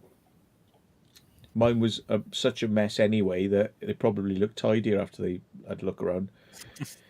Yeah. So we're sending Ray to sleep here. So let's get his No, you're not. let's get his opinion on what he's heard so far. Then what's Full your screen, kind of Matt, full screen. yeah, full screen. I don't full screen Do me. it. Do it. Full screen. Full screen. Full screen. Go on, Ray. Pressure. Well, when you first sent me that message on Monday morning, I first of all thought you were joking. Obviously, Matt doesn't we joke were about that. Well, we were waiting for a message. Just I totally forgot that you guys were doing that on Sunday. You were almost coming with us, mate. Can you imagine that? Yeah, yeah. There's me dodged being the quite bullet. paranoid most of the time. Most of the time I'm paranoid when we're out, but that would have set me over the bloody edge. I think if I was there, to be honest. I But think you would have jumped off the roof, Ray. Just I end mean, it quickly. let's just like, what would have happened, right? Let's just ask Steve and Ray. What would have happened, say, Ray, with you, if the police turned up at your house and said, "Oh, we're going to search around the house"? What would your wife have been happy about that? no, I told her earlier. Well, as soon as I found out, I said, "Never guess what's happened." She goes, "Well, if they'd woken the kids up, she would have gone fucking mental at them for starters." Back in a they second, would- need to get my charger. But they would have had to go, go through all the. We've got boxes and boxes at the moment because we're moving house this week, and they would have to unpack everything if they wanted to find a hard drive. Well, they wouldn't actually because I knew exactly where it was, but yeah, they'd have had to trash the place to find whatever they wanted. But yeah, your wife wouldn't have been happy. But I mean, there's the aftermath as well. I mean, Steve's gone, but Vacant. I did say to Vacant, I said, in the morning when we got released, I was like, well, you can have some interesting conversations now when you go home. Yeah. It was a it was a long evening. No, she was good, to be fair. I mean, I hold my hands up. I put her through some shit that she didn't need to go through, and yeah, But like I said to her, I've not done anything illegal. I wouldn't, I wouldn't go there. It's just how they've overreacted, and comes with the territory, Matt, doesn't it? Yeah. I mean, so we sort of like finish up what happened to us in the morning. Then I suppose is probably the best thing. We got interviewed. I'm not exactly sure. Like, I'm quite interested to hear that this guy was interviewing him, talking more about Gosport. Like I say, they weren't. It was a box ticking exercise. It wasn't an investigation. They knew who we were before they even came in the room to interview us. And it was just box ticking. Right, tick, tick, tick, tick. You can go. But you see, it took an actual CID officer, like a plainclothes CID officer, somebody who is allowed to use their brain to think. Yeah. Whereas a lot of the robotic police, their job was training, which is you see a person, arrest them, bring them back, and then in the morning when you speak to a human being, the ultimate thing is, well, no, we don't want to keep you, go. But it still took from 9 till 12 to release us. I mean, we should have immediately been unarrested, immediately. I mean, all that hanging around and bullshit, And one last thing, that the icing on the cake is we were obviously let go, released in Portsmouth, and our cars were in Fareham. Yeah. Oh yeah, taxi job. And I said to them, I said, I need money to get up there. And they went, no, you got money. And I said, well, I've only got like a £5. And they went, well, you got £5.70, and a train ticket to get up there will be like £5 something. And I went, yeah, I said, but what about Alex? And they went, well, he's got money. Well, it turned out he didn't because he left his wallet in his car. So I was already arguing the point because I knew that they've got an obligation to return us to where they arrested us from. Now, I'm going to check this. I need to have this from somebody who really knows the law. But here's the thing. If you're arrested, right, and then it's found that you were guilty and you're charged or bailed, right, they have no obligation to return you. They can just release you. That's your problem. However, if you're wrongly arrested and released, no charges, no bail, nothing. Bye, sorry, made a mistake, right? They have a legal obligation to return you to where you were arrested from. The very same spot. So they have to put you back where they took you from. Yeah? And if they're not prepared to do that, they have to give you money to get you to go where you need to go. Right? Now, they said, no, we don't have to do that at the desk. And the sergeant behind said, no. And they were all playing this game like, no, like, no. And it's like, so I'm going to put a police complaint in about this, right? All the stuff you've heard about tonight, because robotic police who do not ask questions, who mean that you have to spend a whole night in the cells just to prove a point because they're, you know, little special superhero robots, yeah, that can't ask questions, right? That's wrong. And also, they were meant to return us back to where we'd been taken from, and they're under obligation to do it. And I think that they broke a number of rules about not releasing us. When the moment they knew that there was no grounds to keep us, we should have been unarrested at that point. We should not have been held into the morning because it's more convenient for them. No, that's not how it's meant to be. That's not how it's meant to work. So it was basically we were guilty until proved innocent. And it should be the other way round. Yeah. So, yeah. But, yeah, so we went and got a taxi up to the car. And you got your car and I got my car. And I drove my car out of the police compound, the company they use. I drove it out, turned right onto the road, turned left onto the next road, and boom, my axle came out of my bloody wheel. Yeah, Simon's just said, you can ask for all of their body cam footage too. Except, like Torquay, they'll say it's going to take 4 years for us to get it to you because we don't have a lot of staff on at the moment because COVID. Yeah. Oh, there's an awful lot of staff in there when we turned up. Oh, there's plenty of people around for their benefit, but not plenty of people around when it's something that's going to benefit you against them. Yeah. Is it the rear axle, Matt? No, it was the front drive shaft. The front. Because you leave your car in gear, don't you? Is it something to do with that? I leave the car in gear because it's just habit, because handbrakes aren't always what they should be, you know, and just for extra safety, I leave the car in gear. But what they did, which is why I could hear the alarm going off, and you can hear it in the footage, right? Whilst we're climbing down, we're on the top of the building, right? And I'm just about to walk over to look over and say, yeah, we've got a ladder coming down now, right? I can hear the car alarm going off because they're already towing it. So before they even know who we are, before they even know what we've done, before they've even spoken to us, they're towing my car. What's that about? What's that about? They must have had some intel on you. There's something. Well, that's what I'm thinking. There's something on my police file. I've told people this for years. I get stopped all the time, right? I get stopped all the bloody time. I've had things which I've not really discussed on the channel because I don't want to just like open a bloody can of worms. But I've had police harassment quite a bit over the years, right? And I keep telling people, yeah, they do harass you, yeah? And I don't want to open up a can of worms, but trust me, they know who I am.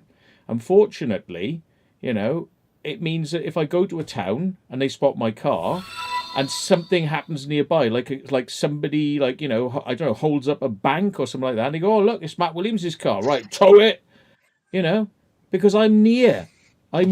So therefore, well, get Matt Williams' car because he's near to something. It must be him. Well, how do they know that? They don't know that. Yeah. So that's going to be a point that I'm going to make as well, is how come when I'm on the roof of a building, you don't even know who I am? You're towing my car. How? Yeah. How? There's do you fishy. make that? How do you make that leap? How? Something, yeah. Yeah. You haven't put your car in any video lately since last time, have you? Since the old one. Since the last video, you mean? The last video, yes. you mean? Yeah. Yeah, since the last video, yeah. Yeah, no, I haven't. So there's no. But the thing is, I don't show the number plate on my car because I don't want, people going and looking it up and then coming around and knocking on my door. I just, just a bit of a privacy thing. But yeah, you did say to us last Friday that someone was taking a picture of your car. What didn't you? When you were drone flying. Yeah, but I mean, it's like you got Hooper, the idiot. He's taking photos of my car.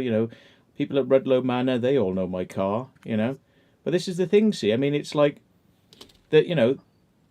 Yeah, Mark Obeck says the reg will tell the police who you are, and I am a person of interest. APR, isn't it? Yeah, I'm a person of interest, but not because I've actually done criminal things, because I've pissed certain people off. That's what it is. It's not because I'm like, number one criminal, get him at all costs.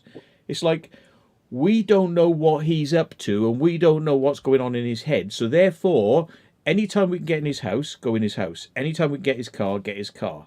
Anytime we can do anything we can, do it, to kind of screw with him. So it's like, I'm driving down the road, I get pulled. And I speak to people, I say, well, how many times this year have you been pulled? And they said, this year, never been pulled. I was like, what? And it's like, I mean, I'll ask you guys, come on, how many times have you been pulled recently by the police? None. None. And I mean, you do speed. I mean, we talked about this. You speed and, you do various things. Well, I do 71 if I'm in a hurry. Yeah. Yeah, absolutely. I'm like that too. I want to push the boat out, I might do 71, but... I'm a real rule breaker, me, yeah. 71, I break all them rules. But, I get a 72, I don't know about you guys. But... Wow. Saved. No, I don't like getting caught, mate. 71's scary enough for me. Well, I don't think my speedo goes past 73. The only time I was on the motorway, not in this country, and I couldn't go past 110. It was like, you've got winter tyres on, you can't do more than that. I was like, what? Yeah. Ooh, hello, TNMT Forever. Thank you for your £5 super chat. Bear in mind, TNMT, if you read below, you can send money now directly to me via the Streamlabs / the Secret Vault. And if you do it that way, you can get them all the money to me instead of only 50% arriving at my door. So, yeah. But it's like, so you guys, when was the last time you were pulled then? I mean, just out of interest, like when was the last time we had a police encounter was in Wales, wasn't it? That's probably as close as I've seen the police when we've been out exploring. Mm-hmm. Yeah, I've never been pulled otherwise. See, Ray's never even been pulled. I'm pulled how many times a year? It don't matter where I am. All right, I can get. Like you say, I think they've just got it in for you, haven't they? I have got something on my file. You got a bounty on your head. Get him. Get him. Get him. And even to the point where, like, when we were in Wales and Matt from Exploring with Matt was with me, right? And oh, hang on. What? No, that was it. The bunker in London. And we there was police all over that, wasn't there? Ah, but that was Hooper had rung him up, wasn't it? And said, Matt Williams' car's here. Yeah. And then when the police arrived, he was going, that car there, that car. Yeah. Which is in the footage, which I'm going to show. I am editing it. I'm just being slow because I just don't like I don't like having to stir stinky shit every day. I'd rather be exploring things and doing videos like that. Yeah, it's not a video you enjoying making, is it? By the sounds of it, what you said. I'm not enjoying making that one at all, to be honest. Yeah. But yeah, it will come out. It's just I've got to get myself into the spirit. Super chats are so much fun, though. Yes, Dennis, they are. But if you try the other method, it still comes up on the screen with a right. So you still get all the wow. Yeah, you should try it. You should try it. See, that's the normal super chat. But if you do the other one, you get fireworks, and it comes up with fireworks. So yeah, you should try the other method. Yeah, it's just like I know they're on my case. I've known this for years, and I warned Dan about this. I said they're clocking you now. The Rudlow lot, they're spooks, and they tag something on your file, and then you will start getting stopped a lot more, and yeah. It is. It's a security service. It is. It's they put something on your bloody car, on your file, and it's like wherever you go, that's it. So the thing is, if there's a crime, and then the police have like gone, well, who's this car? Who's this car? And then the car comes up as a like alert, like. And then they go, well, we're going to tow it, whether he's done anything wrong or not. It's his Sorry, problem. Matt. You've Melissa Jones says you forgot. She's done it twice, and you forgot about her apparently. Really? Where? Yep. Chatting. Jibbo. He says it's the police mate. Thank you for your donation. Really, Melissa? Have you done it twice? Where? I'm so sorry. Anyway, thank you, Melissa, and also thank you, Melissa. Should we do a Monty Python thing? We'll all like, thank you, Melissa. Thank you very much. Come on, everybody. Thank you, Melissa. No, okay, well, maybe not then. Thank you, Melissa. Thank you. You've got a hairy crotch. Yeah, that's the one. Sorry. Where did that come from, Matt? Well, yeah, that was it. Thank you very much. You've got a hairy crotch. See? Rhymes. That's what you get, personalised messages from Matt. Well, it makes a bit more. She sent via, Was it Chris? She sent it via Streamlabs. I'm so sorry. I can bring that up on screen actually, and then I can know what people have. Someone just said they've donated via PayPal towards your car. Great, thank you very much. I'm going to go on to Streamlabs now, and I'm going to find out all the people. You better not be lying, Melissa. All the people's Streamlabs. Streamlabs.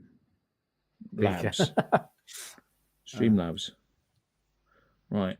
No, it wants me to donate to myself now. No, that's not right. Right, log in via what? YouTube? Okay. All right, log in via that. It's really weird the way you have to do this. Sorry, folks, bear with me. Oh, and look, it's super security. It wants me to verify who I am. Yes. Now it'll let me in. Right. I think somebody's been trying to hack my account recently. I've like had loads of security things coming up, like when I'm not actually doing anything. Somebody's trying it, but keep trying. I've had loads of people trying shit on my accounts. It's like, they're trying it because it says like somebody has just requested a password change, and it's like, but they can't get the password change because they're not me. So, but they just like clicking on it, like click, change password. Right, Chris Sykes donated £5. He says, "Who are we?" And Dennis donated £5 and it says "we." Right, so there we are. And then Gijibo said, "Fuck the police." Yeah, Dennis donated. Yeah, super chats are so much fun. Then we did TNMT. We said that one. Melissa Jones Paranormal. Thank you for your donation. She says, I donated £5 earlier too, and a few more quid for beers because you're worth it. Thank you very much. And then, Kaylee Reddy. I didn't see that one. Thanks for that. It just says cheers. There we are. Ian M5AXA says, coffee for you, Matt. You're making some great content, even though that even the wife loves to watch. Okay, well, I have to make it a bit shitter then, so she'll go in the other room and watch something else. You can have some spare time for yourself then, mate. So, yeah, don't want to make it a family experience, do we, really? John Turneran, better value than license fee. Yes, we've done that one. Where's... Oh, no, I can't see the other one from Melissa, but she probably PayPal'd it to me directly. Anyway, there we go. I feel a bit better now. Melissa Jones Paranormal donated £2. She says, to add to others too. Yes, there we go. So I get £2. And so you've got a song, Melissa. So and you got a special song. Thank you, Melissa. Thank you very much. Thank you, Melissa. You have got a hairy crutch. Yeah, but yeah, Ray's not listening. Oh, I'm listening. He's not I listening. just got No It response. can be tracked on your entire journey with NPR ad alerts to set trigger and geofence zones. All right. Yeah, that's right. I mean, it probably is AMPR at the end of the day. But the thing is, the security service have got my phone on tap as well. And You I reckon? did. Yeah, totally. Which is why Matt, I never this ever say anything on a phone or any electronic method of communication. I will speak to people directly. I won't speak, and if I do speak, it's code so that them listening won't understand. You For know, the most part, it's encrypted, but I think some of these tech companies do bow to governments, don't they? oh, the There's money security involved. service, they got everything. There's no doors that are locked to them. It's all unlocked. You know. So do you Back to think this is pigeon to now. do with Wadlow Manor then, Matt, or I think do so. you think it all stems from that? I think so, yeah. I mean, like, you know, when you read in the Public Records Office documents which state that the Secretary of State has considered me and who I am and said that nobody, and I mean, he doesn't specify like which department, he just says nobody is to cooperate with this man. Right? I've come to the Secretary of State's attention. Why? Because I'm just a bit of a wild card. You know, I just like exploring stuff, and I don't give a shit. You know, they don't like that because they don't mind if it's like a group of people because they can infiltrate a group of people. But when you got one person that they don't know why is he a lone ranger? Why is he doing this sort of stuff? And it's like they can't understand it. Well, they're the most dangerous, aren't they, Matt? Yeah, because they can't get inside my head. You No. know, so it's like, yeah. And that If anyone's going to go rogue, it's Matt. yeah, you know, maybe I'm a highly trained foreign agent, you know, that could do a Jason Bourne on them, you know. Yeah. I start kicking ass, and the reason I allow myself to be arrested is because I want to break my cover, you know, because otherwise there's going to be bodies of dead police officers, and I'll pull out my rocket launcher and shoot that friggin' helicopter out the sky. Only kidding. In fact. Everything we say is a joke. Nothing we say is real. Please discard all you see and hear as fantasy. Okay? So, yeah. But, you know, they don't even appreciate jokes like that. You know, it's like they can't even take jokes like that. They think you're being serious. And it's like, no. Mm-hmm. Yeah. So, yeah. So relieved to see you in the morning, though, Matt, Yeah. or in the afternoon, should I say? When I Scrinson could says, finally. Sorry, Matt. Scrinson says, start using an iPhone. It really pisses the cops off as Apple will not cooperate. Bullshit. Microsoft and Apple have to cooperate. They have to cooperate. There's no two ways about it, right? If they refuse Can to they cooperate, crack your passcode though? it's not about cracking your passcode. They can decrypt all the traffic coming in and out of the device. You do a man in the middle attack, you can just send things in there and just get everything you want out of the phone. You know, you don't have to sort of hack the device, you know, or like learn the passcode of the person. You know, but they are obliged. If the security services and if the secret services approach Apple and say, that guy, his phone, we want in. Apple are not going to go, no, we're not doing that. Because you're talking about the highest levels of secret service government in the United States and Britain. You don't say no. There is no such word as no. They don't understand. Nobody understands the word no in these places. Do you think I'll be back in 2 GCHQ? seconds, sorry. Do you think GCHQ would accept no? No. I mean, the thing about encryption you've got to understand, and all these closed operating systems, is that they were given a deadline. WhatsApp was given a deadline. Facebook were given a deadline to release their encryption, to the security services, and that would have then immediately led on. Don't they? So basically, they get a back door. They can read everything. So and they were given a deadline.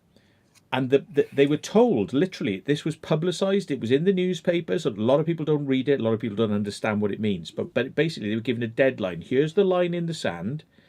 Okay, Facebook, Apple, WhatsApp, all you lot. Here's the line in the sand. You got to give us access by this time. If you don't, we turn you off. In all of Europe, UK, right? And it'll probably go to the States as well. Because you saw what happened to Hawaii, didn't you? Yeah? You saw what happened to them. Well, imagine if that happened to Apple. They'd be like, sorry, Apple, we've just turned you off now. No, no phones work anymore in the United States.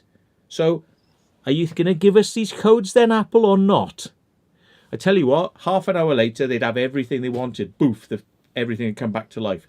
That's how long it would take. Because from a business point of view, right, Apple are Apple, and they're pretty powerful. They've got big lawyers. But the government can turn them off. And we'll talk about it over the next 9 months whilst you take us to court. But 9 months, you're off. Everyone will be buying Android in the meantime. Someone in the comments said Apple did say no to the FBI, but then they just went to, whatever that says, Celebrite. Yeah. They did say no to the FBI, actually, didn't they? Yeah, but the FBI are nothing. I mean, the FBI are not... I suppose they're not, They're not a very high agency, to be honest. No, I mean... you're talking about NSA, Homeland Security and all that stuff. Yeah. Department of Homeland Security.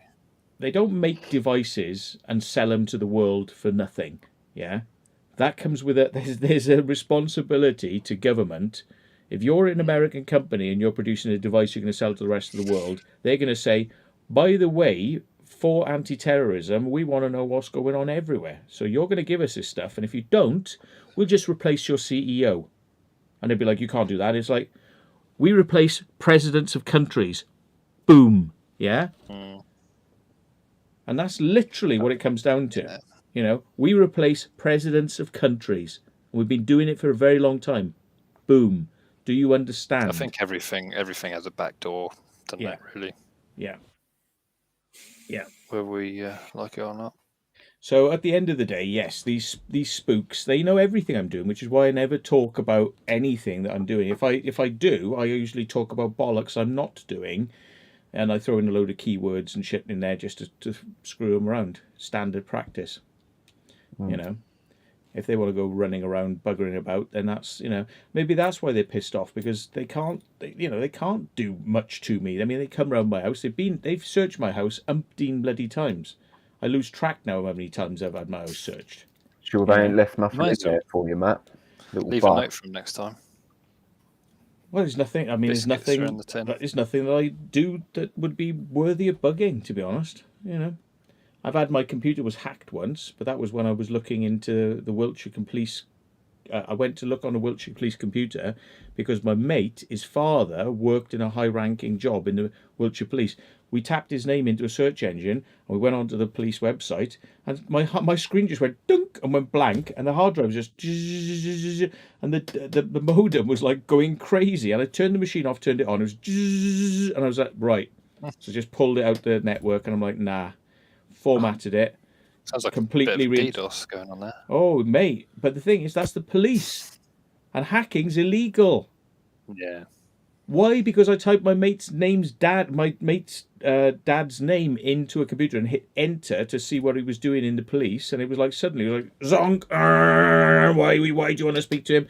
Is it because he wasn't who he appeared to be, and he actually had a little super secret role?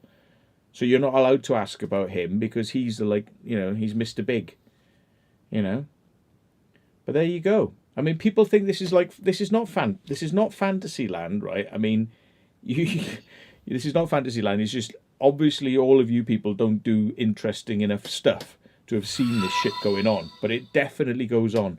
TNMT Forever donation, thank you. He says, done it. Yes, via. Streamlabs, well done. Yay! It's actually quite easy to do. And it gives you that warm feeling inside knowing that all the money gets put into petrol for journeys as opposed to funding YouTube. But yeah. So let me ask you, Matt, has this knocked you back a peg or two, or will you carry on doing exactly what you were doing? Well, I asked you the same question, didn't I, outside the police station? I think I've got it on film for when I finally edited this into a small segment thing. And I said, well, is it going to affect you? And I think your answer was very similar to what I think. No chance. Yeah. At the end of the day, you've not done anything wrong, so I don't do anything wrong. about. We kind of know what we're doing. Yeah. But all it's done for me is sort of, I now realise that they can be arseholes. They can be arsey, yeah. That can happen again, and probably will. Yeah. Well, next you get time, good cops and bad cops, don't you? Next time I see the police, I'm going to immediately try and approach them before it turns into a circus. You know, we'll try that technique. We'll try that. It'll probably head things off. You know, stop them getting a little bit too big. You know. MI6 as a portrait picture of you on the wall. Probably do. It. That's MI5 actually. MI5 is domestic. MI6 I think is international. But yeah. Well, James Bond. Well, I have a picture. Yeah. I have a picture of the Director General of MI6, and it's actually at the bottom of my toilet, and I need to use it. So I'm going to be giving her a piece of my mind. I mean, my bowels right now. So I'll be back in a minute. Okay. All right, mate. Cool. Right. Yeah, we were because I totally forgot because you went the Sunday night, didn't you? And come the Monday, I completely forgot till like late morning. I was like, oh shit, did Alex do the Fareham Court? So we messaged you, and you obviously didn't reply for ages. And Ned was like, I've WhatsApped him as well, and nothing. I think what Ned feared was that I'd been I'd fallen through a roof or something. That crossed my mind as well, actually, because it was, 30 foot up or something like that? Yeah, there was just a sheer drop down most of the skylights, to be fair. But no, and then you'd obviously seen that I'd read the message, but at that moment, I couldn't be asked to message people. No, that's fair enough, because you only got hours sleep, didn't you? And probably is and ringing from that drunk guy. Yeah, all my time was taken up having my first bit of nicotine in 12 hours. But that must have been torture. It was, mate. They offered me a nicotine pill. I was like, didn't quite cut it. No. So, yeah, obviously I had loads of messages from people that I'm pretty good at getting back to people straight away. And obviously a few people were like quite concerned. And it was just, Yeah, we were wondering ourselves, actually. It's like you say, it's either you've fallen off the roof or you've been busted. Yeah. One of the two. But it all turned out right in the end, didn't it? Well, inconvenience. Yeah, a little bit of inconvenience. I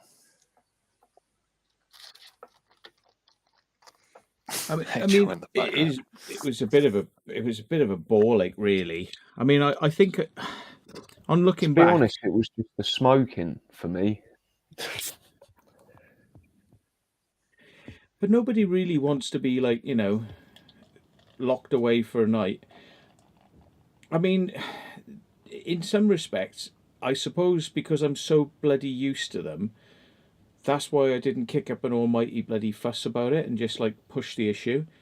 Maybe I should. Okay, mate.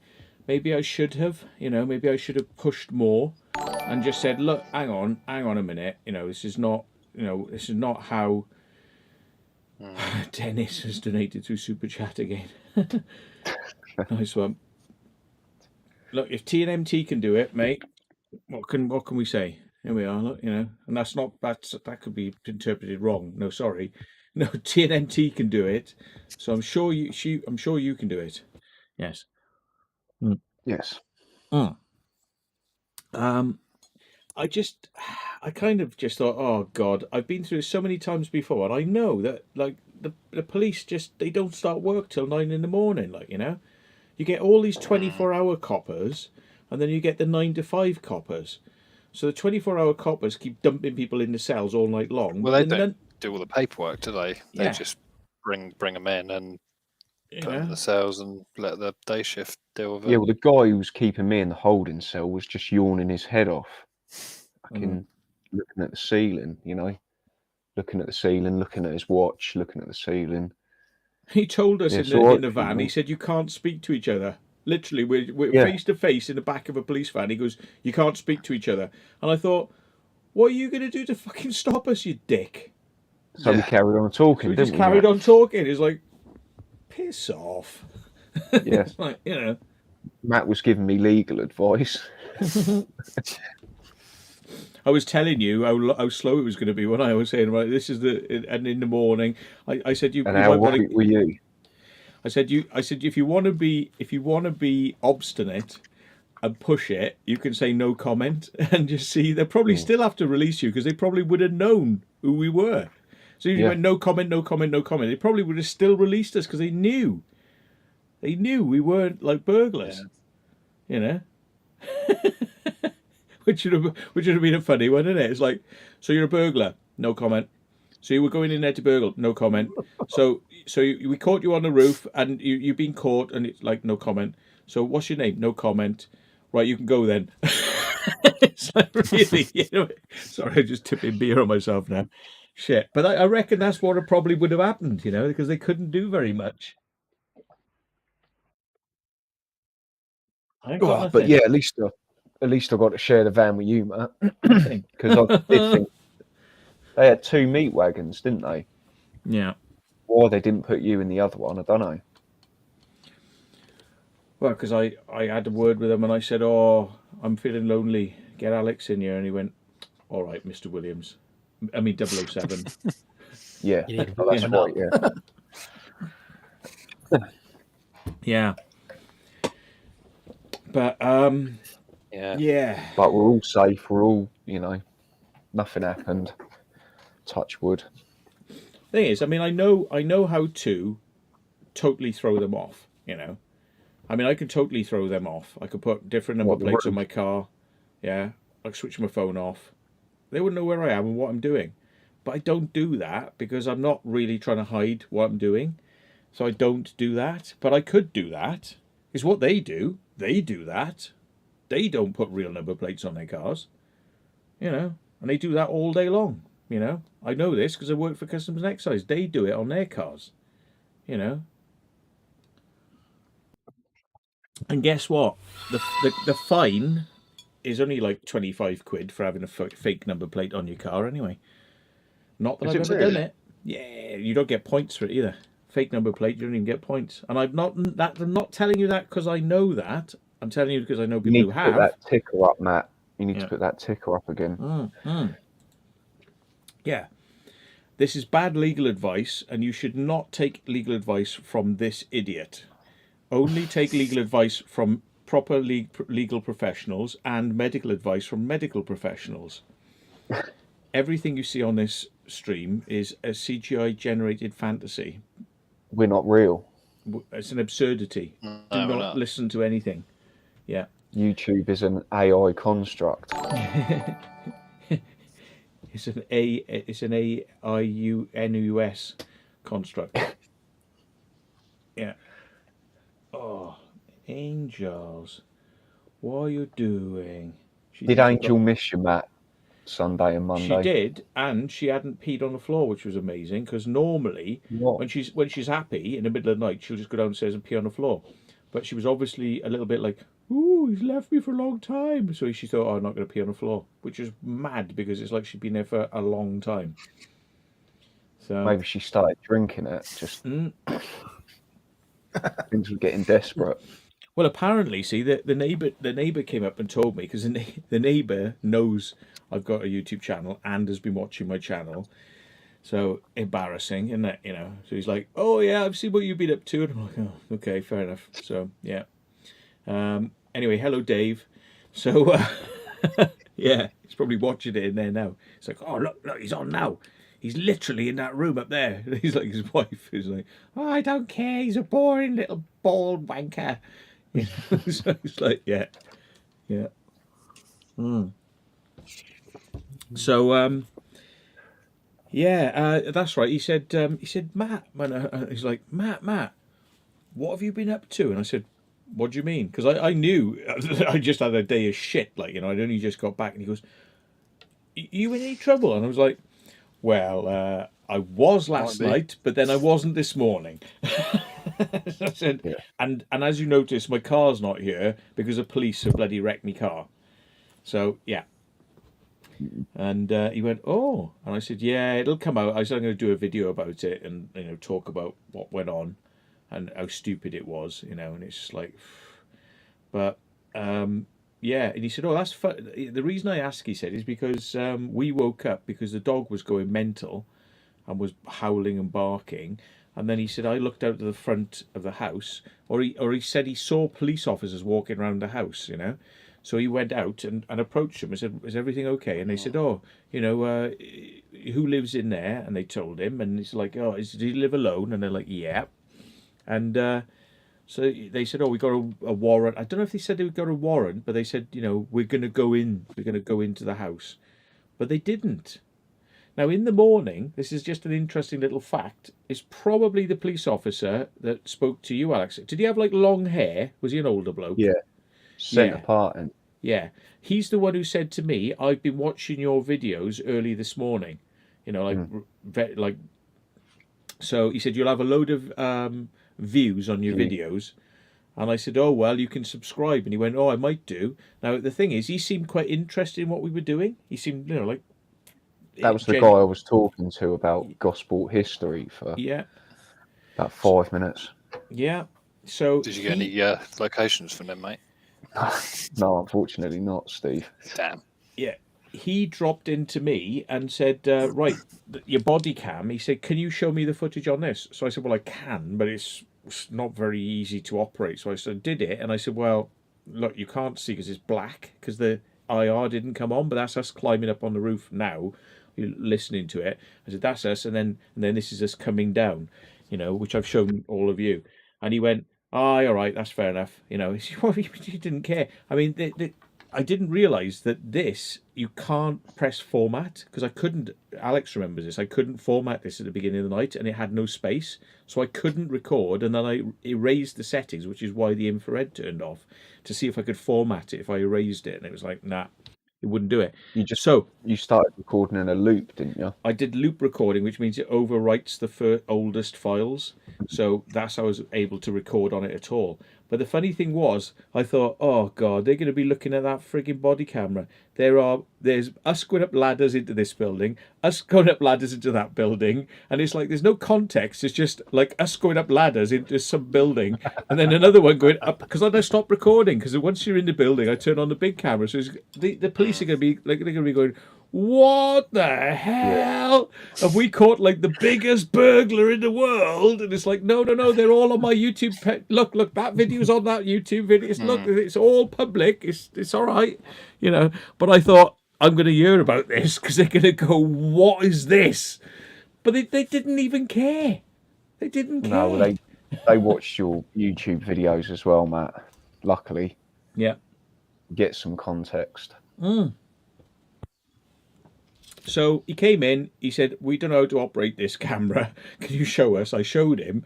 And I said, well, I don't know really how to operate it very well myself, to be honest. It's quite new, and it's like, but yeah, there we are. So, and that was what took place. But he did say to me, that's right, that was the point. When he came in, he said, oh, I've been watching your videos.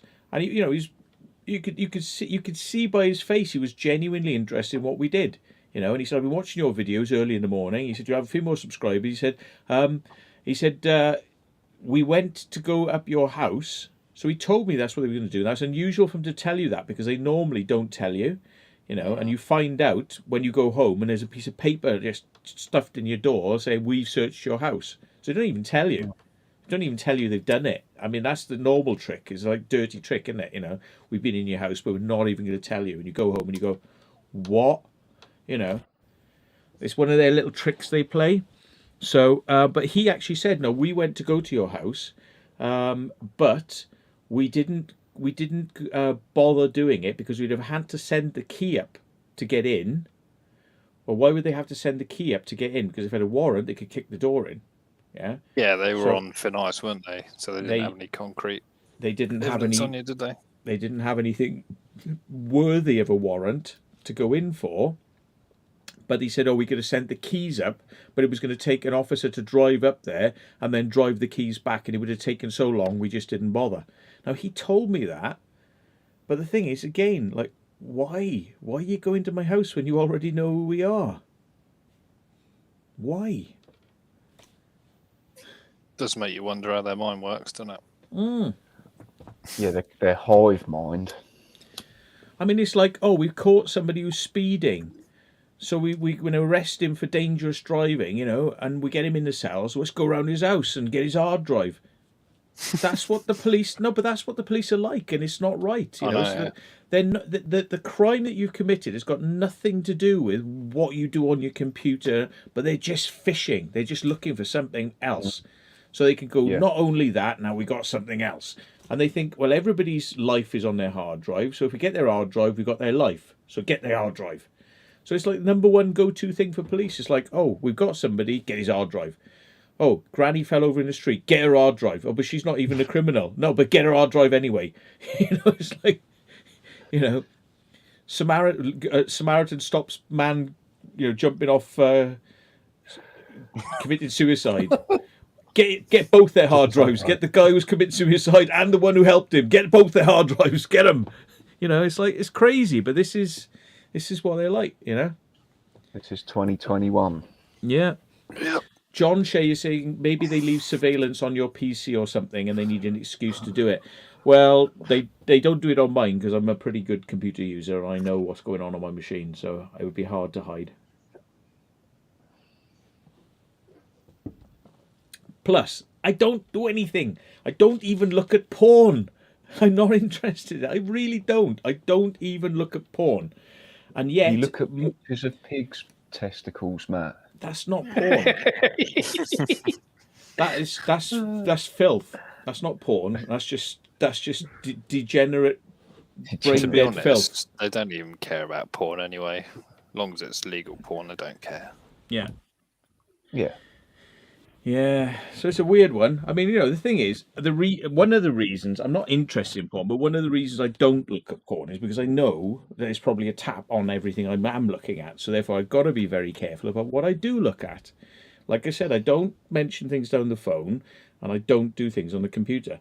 I mean, the most that they'll probably ever go like is, oh, he's looking at maps and he's looking at buildings and they're trying to put together, but they go, oh, it's probably his urbex hobby, but they're going, but is it something else? And if somebody's job is to work out, am I doing something surreptitious or not? Do you use a VPN at all? No. Because I don't trust that the VPNs are actually run by real companies who have your best interests at heart. They're probably all run by alphabet agencies. And people are so stupid for just people dancing piggy testes. No. Luckily, no. And no bestiality, no, indeed.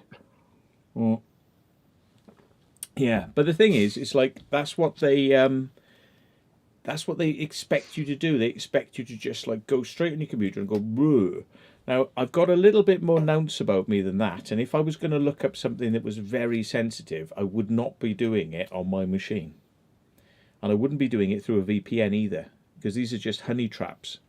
I think that, they can't show you that they know what you're doing on a VPN, but at the highest levels, they know what you're doing on a VPN. Because they probably own them. A couple of ways to look up stuff and not get traced. Just got to think outside the box a bit. Yeah. I mean, the thing is, if you really want to go and look up stuff and you don't want people to know what you're doing, go and buy a device that's unregistered, untraced, it's never been linked to you, never sign into any of your accounts on it, and go to a Wi-Fi hotspot somewhere and then look at something then. This is my best advice. Because they won't be able to link it to you because you haven't logged in as you to anything. you know. And it's like, but if you're gonna like log in on a device, like sign into Google just once, that's it. That device is now linked to you. They got you, no matter what device it is, you know. They do say they can track your phone even though it's turned off. Yeah. I don't know how true that is, because they always say take the battery out, but you can't really do that on modern phones unless you've got a hairdryer or something to loosen the adhesive and take the screen off and all that crap. I've never really seen any great information to show that the phone comes on and tracks you whilst it's off. Nah. If it's off, it's off. But if you're worried about that, then power it down and put it in a tin box. You know, put it in a Faraday cage or something. Yeah, just get like a chocolate container, for chocolates, or They say put it in the fridge. I don't put it in the fridge because the cold will probably damage it. Yeah, true. Unless you've got an iPhone and you need to stop it from overheating, right? That's what I've had to do. Put mine in the fridge. For that reason. Great design going on there, then. Yeah. But Apple are not. To be fair, it was hot. It's fine since I set it to factory settings. Yeah, but why did you have to do it to that? Oh yeah, we worked out it was Snapseed. Yeah. You're overheating your phone, for that. Yeah. Well, they're saying wrap your phone in tinfoil. You'd be surprised what can get out of tinfoil, because it only needs like a millimeter of gap, and the signal can get in and out. You need to completely enclose it, which is why I'm saying about a metal tin. And even then, to a degree, if you're in a strong signal area where you're close to a transmitter, it could radiate through the tin, because the tin will re-radiate signals. May not receive signals so well, but it'll certainly become a transmitter of signals. So there is an official setting on iPhone where you can actually see the signal strength.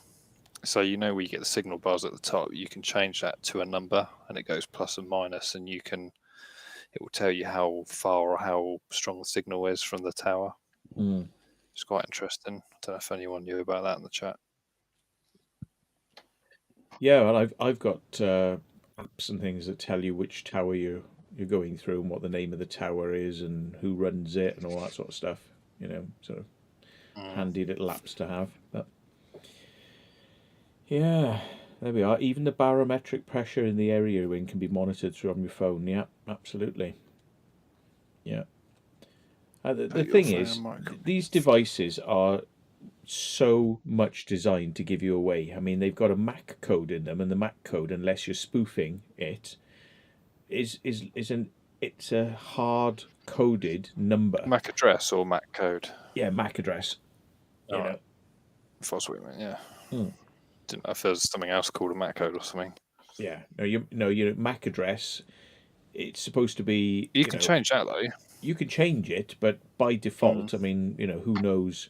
And you can spoof other addresses, but by default, it will be hard coded into every device has a MAC address. And that can be tracked through the internet. So yeah, what's Storm Chaser asking all the time? What if the government start beating me up? Well, I will come on with broken arms and bruised eyes, and it'll soon stop then, won't it? Yeah. So. But they said it's like enemy of the state, but the thing is, I'm not an enemy of the state. I mean, I've always said, like, when I've gone to Rudlow Manor and things like that, I mean, it's an old base where a lot of the time, during the years I was interested in it, there was nothing going on there anyway. But they were so like pissy about it, So if I could get in there, if I could get in there, then what about anyone else? It keeps them on their toes, if anything. I mean, Christ, but you become like their main focus of attention. But it's like, but boys, don't you understand that it's not? I'm not the one to worry about. And it's like that guy Simon, the police officer up there. I mean, he's always all right with me. But they've been so pissy with me in the past because they're like these like robot mentality, like the police. They're like this. you're trying to get in our base. And it's like, no, I'm not. I'm just interested in UFOs and stuff. No, you are an enemy of the government. And I'm not speaking to you. But what about the bunkers? No, we don't speak to you. You're an enemy. And it's like, they can't think outside the box. You know, like, you be a human being, have a conversation, you know, and they're just like total warriors mentality. And that's what's pissed me off with them. I've asked them, where's the bunkers in this base? And they go, what bunkers? And I said, what? The bunkers? I don't know any bunkers. It's like, what? Like the one that we're standing in front of here with the door that goes underground. It's called a bunker. You know, like, can you see that? Or am I the only one who can see that with my eyes? You know? And they're like, I don't know what you're on about. No, but they play dumb. But the thing is, they treat the public like that. They lie to the public. And they run experiments with chemical weapons, bioweapons, and all sorts of shit because it's like, well, the public don't need to know. We're just following orders. This is for an important purpose. You don't need to know. And that's what pisses me off. Test goats in hyperbaric chambers, stuff like that. Oh. What's Dennis saying? Is this Andrew from Proving Demons? No. But anyway, I mean, I'm ranting away there. Anybody else want to rant? I was going to say, did you know you hid Storm Chaser, right? Yeah, he kept asking the same question over and over and over and over again. What was the question? You answered it, Matt. It was on about being beaten up by the government. Oh, yeah. Well, you kept repeating it. So the thing is, I think they know that that's not a good idea because they know the types of people that'll work on. And they know the types of people that won't work on. And I'm sure that if they thought that it would get a quick result with certain types of people, they might use that type of technique. But what they like to do is to be seen to be oppressive on your case, constantly messing you around, you know, looking into your business, you know, and they like to be like this little sort of like ghost on your shoulder that's constantly like tap tap tap tap tap tap tap tap. They like to be like that because they like to be a constant reminder to you that they're watching you. You know, that's the way they do business. Because if they do anything more obvious than that, it's going to make them look. You know, it's going to expose them, and then you'll have something to go back and shout at them about. You know, which they like to put it all on you. They don't want to give you ammunition to fire back at them.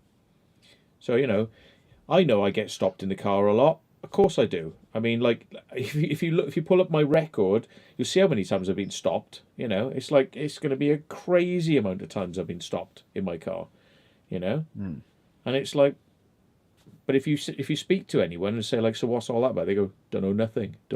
It's like, really? Yeah. Well, I suppose us lot have got all that to come. Yeah. John Shea says they want you to feel paranoid. Well, I know they're out there watching. I mean, I'm quite fascinated by the mechanisms behind it.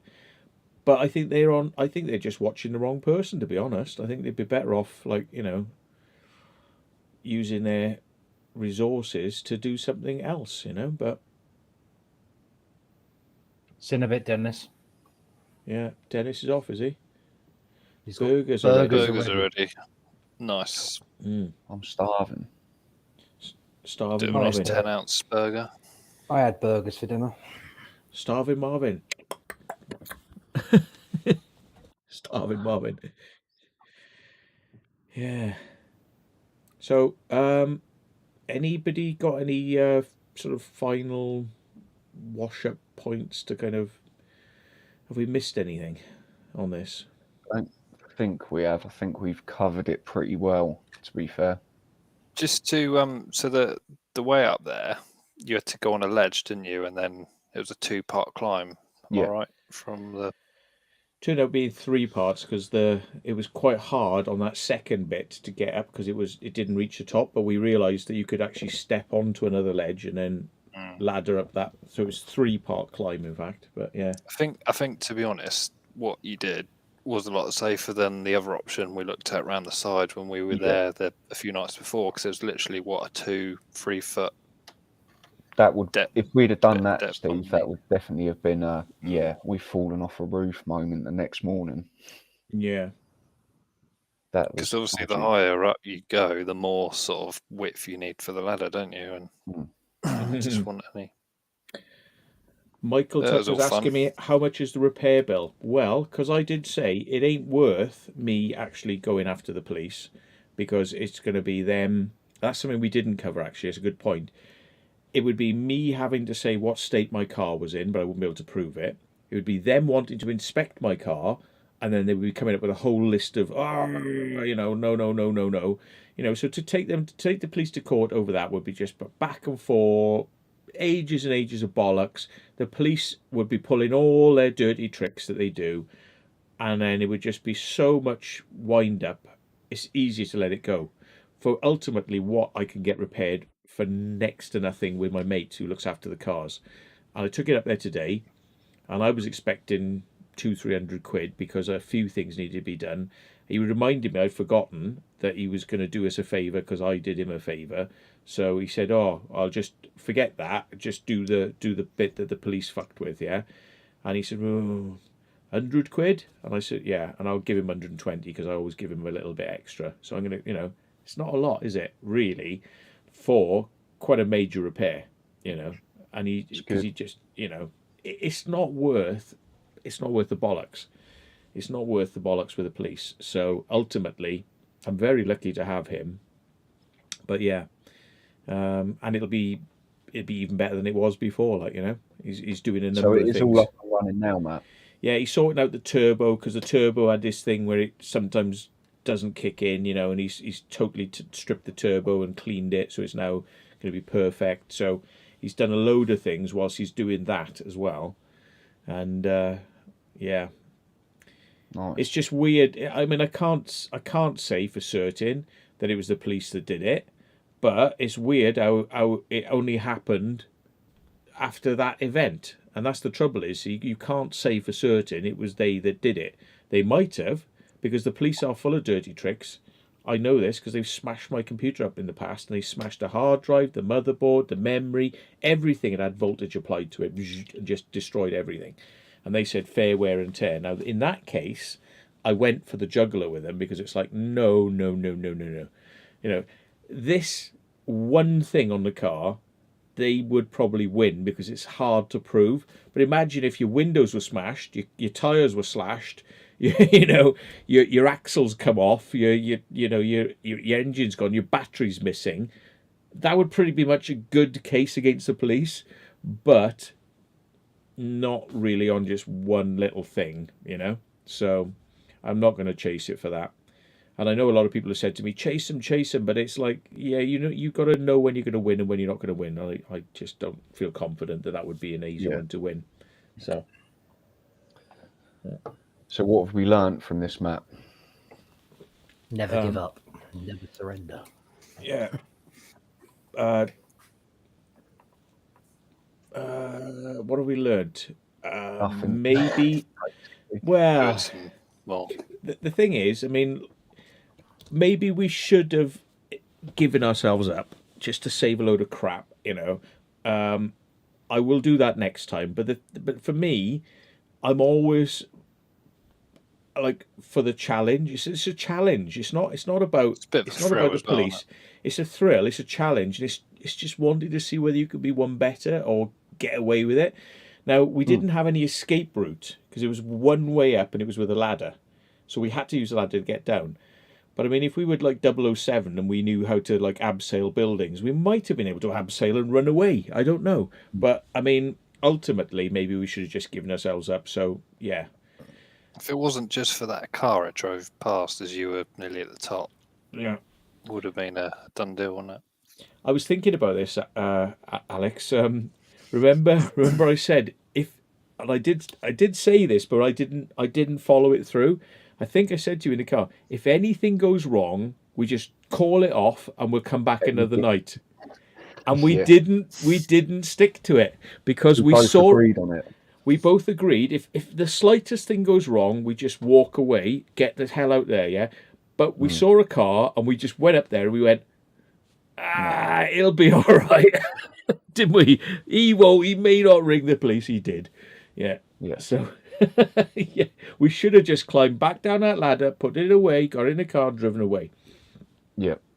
But because we're Hindsight's not great, doing isn't it? anything wrong, because we're not ultimately doing anything wrong, you don't feel like it's that risk. There's not that element of risk, because the ultimate risk is you spend a night in the cells, which is what we did. That is a pain in the arse, but that's what happened. It's like, but ultimately we're gambling on fairly good odds, but it's a bit of a shit night out, but good odds. If it weren't for the helicopter, I reckon they would have got bored, given up. Yeah. But there's no. Think no of the escape money from they've that. wasted getting the helicopter out, though. £800 an hour, wasn't it? Yeah. Yeah, What? 900 quid an hour cost to run that thing. But I reckon the people, the boots on the ground were much more, what it cost to do that. Yeah. Combined. Yeah, recovery trucks, just all that. Like Adds 8 up to people for 2 guys. It's like a bit overkill. I mean, people don't realise as well that when an officer arrests you, that officer has to stay there until you've been processed and I believe been investigated. Then he's off the hook. He can leave, but he can't. The officer that arrests you has to be with you, has to stay with you. He has to be there all night, until that's dealt with. I don't think they can just Jibbo. By the way, you said it once. I'll say it again. Fuck the police. Thanks for the stream, guys. Okay.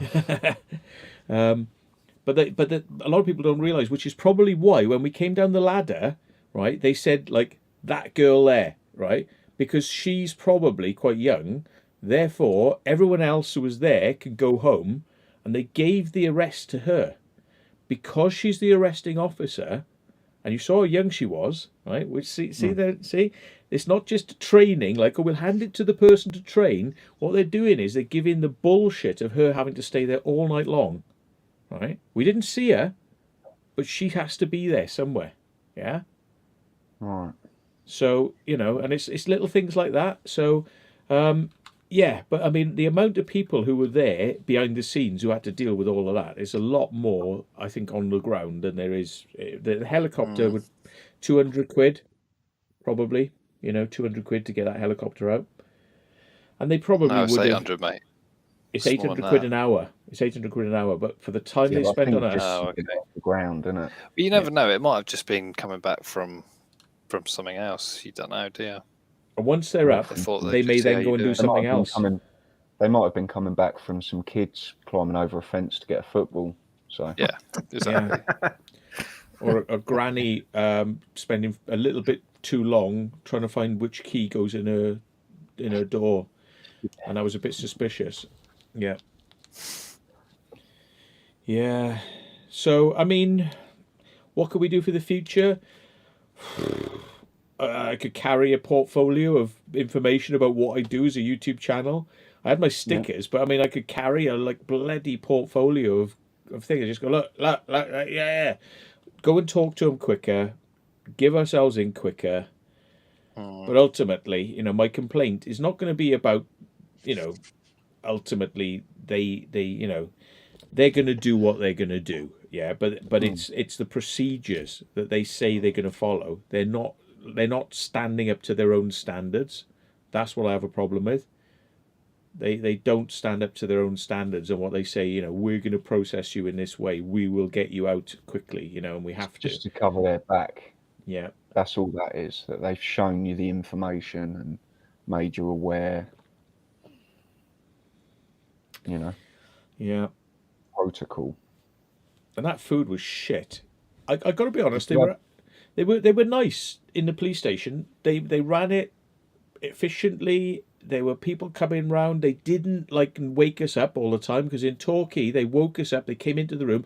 Oi, give me your finger. I got to check your pulse. They were doing it it was torture treatment, basically. They were doing it to be wankers. And in the end, he came in. He goes, I'm trying to check your pulse. I just went, fuck off. And he was like, ooh. Oh, well, then I'll have to put it down on the form then that you didn't want your pulse taken. I said, look, mate, just fuck off. Because It's not really funny, but you're alive, aren't you? There you go. Yeah, it's like I'd had that about 8 times that night, because every hour they're going to wake you up to fucking check your pulse. Fuck off. Well, in that cell, they just had a guy banging the door. That was their version. Yeah, But I got to give them credit, right? I mean, they sneaked along. They looked in. I could hear that very quietly closing the things. They didn't want to disturb us, you know. And I was like, I give them hats off credit for that. You know, they didn't want to disturb us. But the food was shit. They said vegetarian breakfast. They said vegetarian breakfast. I said, what's in that then? He said, oh, it's vegetarian breakfast. It'll be like, you know, hash brown, mushrooms, beans and stuff like that. It was a tray of beans. That was it.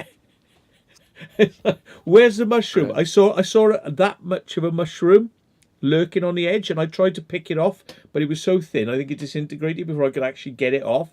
It's like there was no mushrooms; it was beans, right? And there was slabs of potato that weren't cooked. It was like somebody slit a potato and just chucked it in with the beans. It's like, but it hasn't been cooked, huh? Nice. It's like Jesus. Yeah. I had a microwave bacon roll. So Ray, are you from this horror show? Then are you looking forward to when this happens to you? Because it will. It will. Yeah. It will happen to you. I'm not being funny, but you're hanging around with me. You're hanging around with me, right, for a start. So I'm not pulling any punches, right? If you're hanging around with me, I've got some sort of fucking dark halo above me, so therefore it's gonna rub off on you.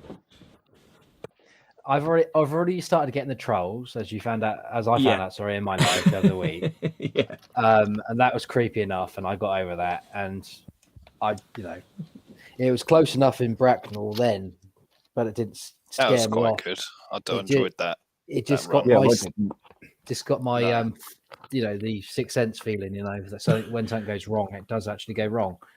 You've got the sixth sense feeling all the time, right? It's probably good feeling to have. It's like, it's not quite right. Let's piss off now. You've still got time then, haven't you? Like, we're like, we don't care. It'll be all right. Oh, we've just been nicked. Oh dear. It's either run or stop to look at some pool snooker tables. We're going to say porn then. I think that's the difference. We did on Friday, didn't we? Yeah. Oh, that's right. Yeah. The so-called, So have you prepped your missus way? Yeah. So what do you think that you think that you spotted any mistakes, any things we could do better, or do you sort of like agree that maybe we should have just given ourselves up a bit earlier? What do you? Well, anything that's like jumping out at you, jumping out that maybe we should do better? Well, like you said, are you talking to Ray or me? Anyone that's got a. I was just going to say that we, like you said, we agreed in the car before and a solid plan. Yeah, and then we didn't follow it because we were too interested in actually getting in. Yeah. At that point, we'd done the legwork. It's like magic, innit? It's like, here we are, we're up here. It's like you sort of feel like, well, that's most of it done, innit? We're up here now on the roof. Now all we got to do is find a way in, and if we find a way in, we're done. It was like that police station. You would have thought that police station we did in Christchurch, Matt, we would have got caught easier there. I don't know what the layout was of where you were the other night, because I didn't actually. I had to go home when you were scouting the location out that time. Oh yeah, of course you weren't there, were you? So, compared to the Christchurch location to that, which would you have thought you'd have got caught easier at? I think because Christchurch has been so badly smashed up, but I think that court has been badly smashed up as well. I mean, I'd like to get you to have a look at it in the daytime, because you round the back of it. I mean, the kids have literally thrashed the hell out of it. It's all silver shutters and stuff like that been put up, silver panels. Yeah, it's. I would have said you would most likely have got caught at the court than the police station, and I did have a feeling that it would go wrong, that court. It was asking a lot, wasn't it? I mean, we knew this. Yeah, I knew there would be a response to that, and yeah. I mean, I looked at it and I said, if we go up the side of the building, which is less visible, we stand a risk of dying. Yeah, because it's actually going to fall off. Yeah. And then if we go up the the other way, we're going to get seen, so we're going to get a response. And it happened, it did happen. Yeah. Maybe what we should have done knows a neighbour. is we should have gone away, blown it off that night, come back and done it another night. And I reckon out of 3 times, probably one of the 3 times you do it, you'd have got up the building without anyone spotting you. I think the time, the date, or the day and the time you did it was probably the best time to do it. Yeah. It's just unfortunate that car. I think 3 a.m. in the morning would be even better. I was going to say 2 or 3 o'clock would be better, yeah. Yeah. Midnight still, people are still kind of, the living dead are still awake. Yeah. And also, that's less time in a cell. Yeah.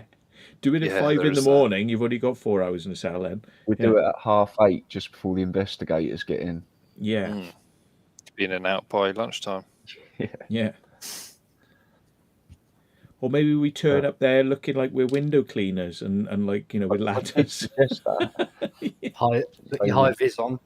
Yeah. You're immune from prosecution with the high vis. Yeah. Yeah. So it's well worth looking into. That should be the only secret vault merch. Yeah.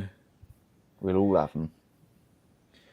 But well, that's it really. I mean, it's just a bit sad, isn't it? I mean, I probably will put in a complaint, and I'm not interested in money. I mean, because they ask you like, what's the purpose of your complaint? They literally ask you like, what do you want from this complaint? And it'd be just like, just so that you understand there's a better way of doing shit. Talk to people, Talk saves you and everyone else a lot of time if you ask people what is going on. Well, if you want a second person involved in that complaint, Matt, let me know. Okay. Well, the thing is, they unfortunately, if I do put a complaint in, I'd have to have a chat with you because they would come and speak to you anyway because they'd ask you your side of things. So they would, because they ask everybody who was involved their side of things. But ultimately, it's just because it's I've seen it twice now, so I'm starting to get an idea like this is a standard practice. This is standard practice, and this 9 a.m. in the morning bollocks. Just going to get a jumper on. Back in a minute. All right, mate. Yeah, just to see, like I've been saying for years that the bail system is bollocks. Now that's been changed recently, bail, because they would bail people. Now if you live in Wiltshire and you happen to be visiting Scotland and you get arrested for something, even if you're innocent, they don't know because they want to do investigations. So they go, we're going to bail you whilst we do investigations. They bail you to Scotland, but you go back to Wiltshire, you got to go back to Scotland to meet your bail. And they get really pissy with you if you go, I can't come up there because it's going to cost me a couple of £100 to get up there. And they go, so? About the Nab Tower thing, isn't it? Yeah, they go, so what? They go like that, so what? And you go, well, that copper who who interviewed me, mentioned Nab Tower, funnily enough. What? What did he say? Well, he was talking about, obviously, do you and your community talk about, like, burglary and trespass and all of this lot? And I'm saying, burglary? Yeah, it's disgusting. We know.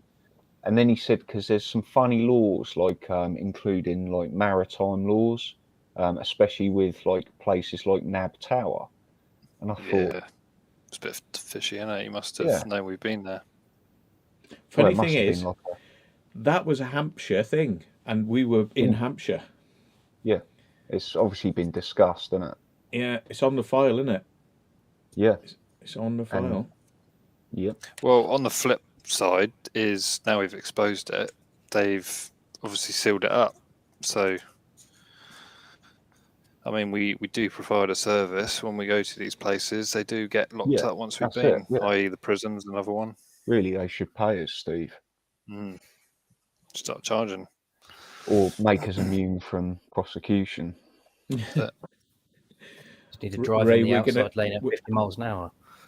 We're going to let you go soon, Ray. Don't worry. Right. I've got nothing else to do tomorrow, so. Oh, you're going to dash in a minute anyway. Really? You're all clear 4 days tomorrow, off. 4 days? Technically. Bloody hell. But moving. Are you going out, Matt? Yeah. Well, you're moving, aren't you? Yeah. Well, Friday, Saturday, Sunday I am. That's going to be fun then. Yeah. Yeah. Box it all Finished up. rendering. Well, that's nearly, well, she's done most of that. We're just going to move the big stuff Saturday, and we've got the whole month to get the rest of it done. So. Check that link in the private chat, Matt, when you get a chance. Might be interesting. You might know about it already, but I've just checked that out, and it's quite interesting, Steve. I think my email address flagged up on it actually, but So just click the link, yeah. It's a virus he's just sent you. Yeah, That's not. No, I mean, I think that there's a chance that some of you are going to end up having some of this happen to you, because I mean, you can't stop it. I mean, like if you get the wrong sort of police who are very jobs worthy, you know, and they're not interested in what you got to say, and there's, you know, it's going to happen. I mean, it could happen. Dan Dixon was like horrified when I told him about this earlier on. He goes, "Really?" And I said, "Yeah." He was like, "Oh my God." And I said, "Well, you know, welcome to my world, like, you know, but ultimately, it can happen to you. So at least now, anyone who's been watching this and Exploring Within and Ray, I hope it doesn't happen, but now you know what can happen." So it's very real.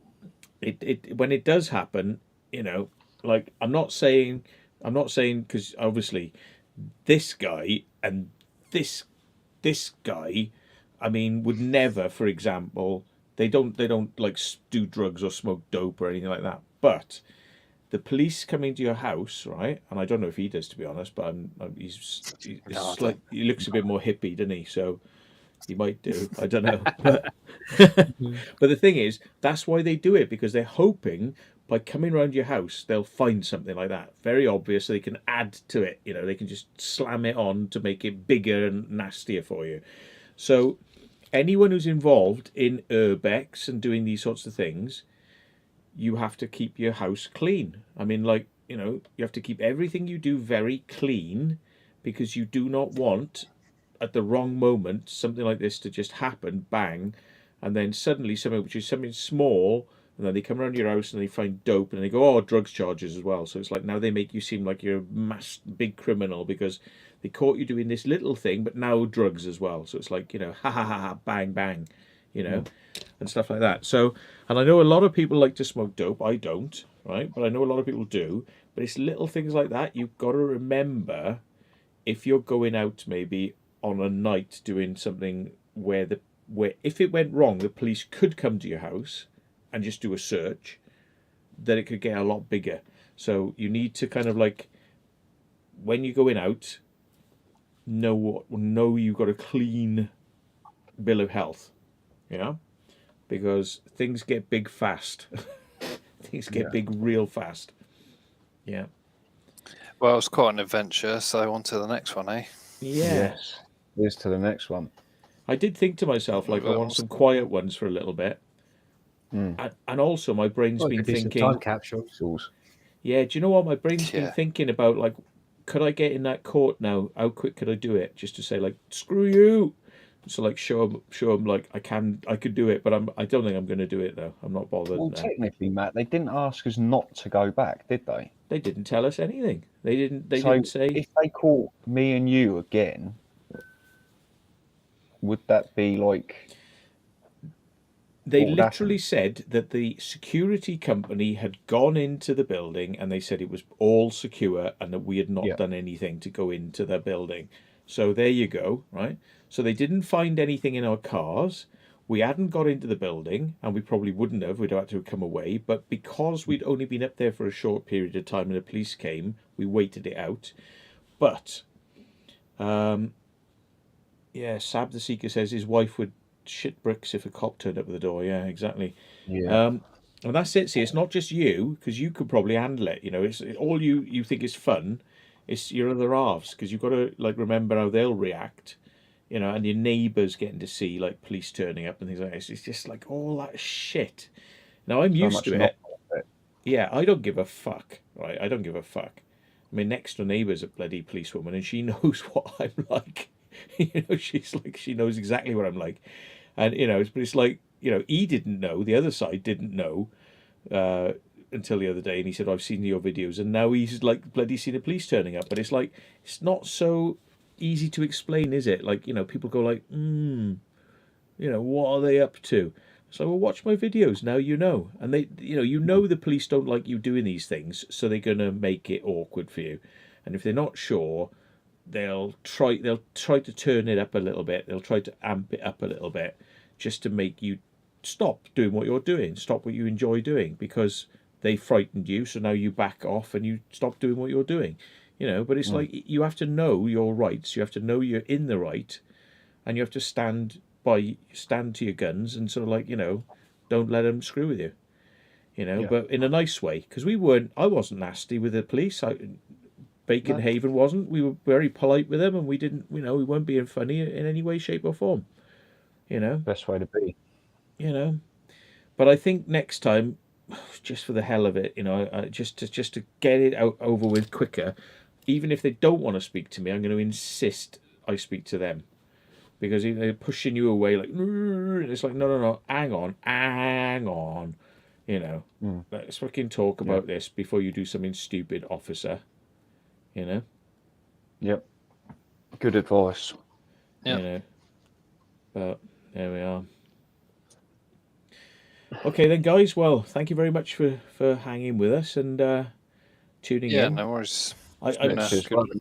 I'm sorry I'm so bad at reading the comments, but I'm sure some of you have screamed loud enough to get heard somehow.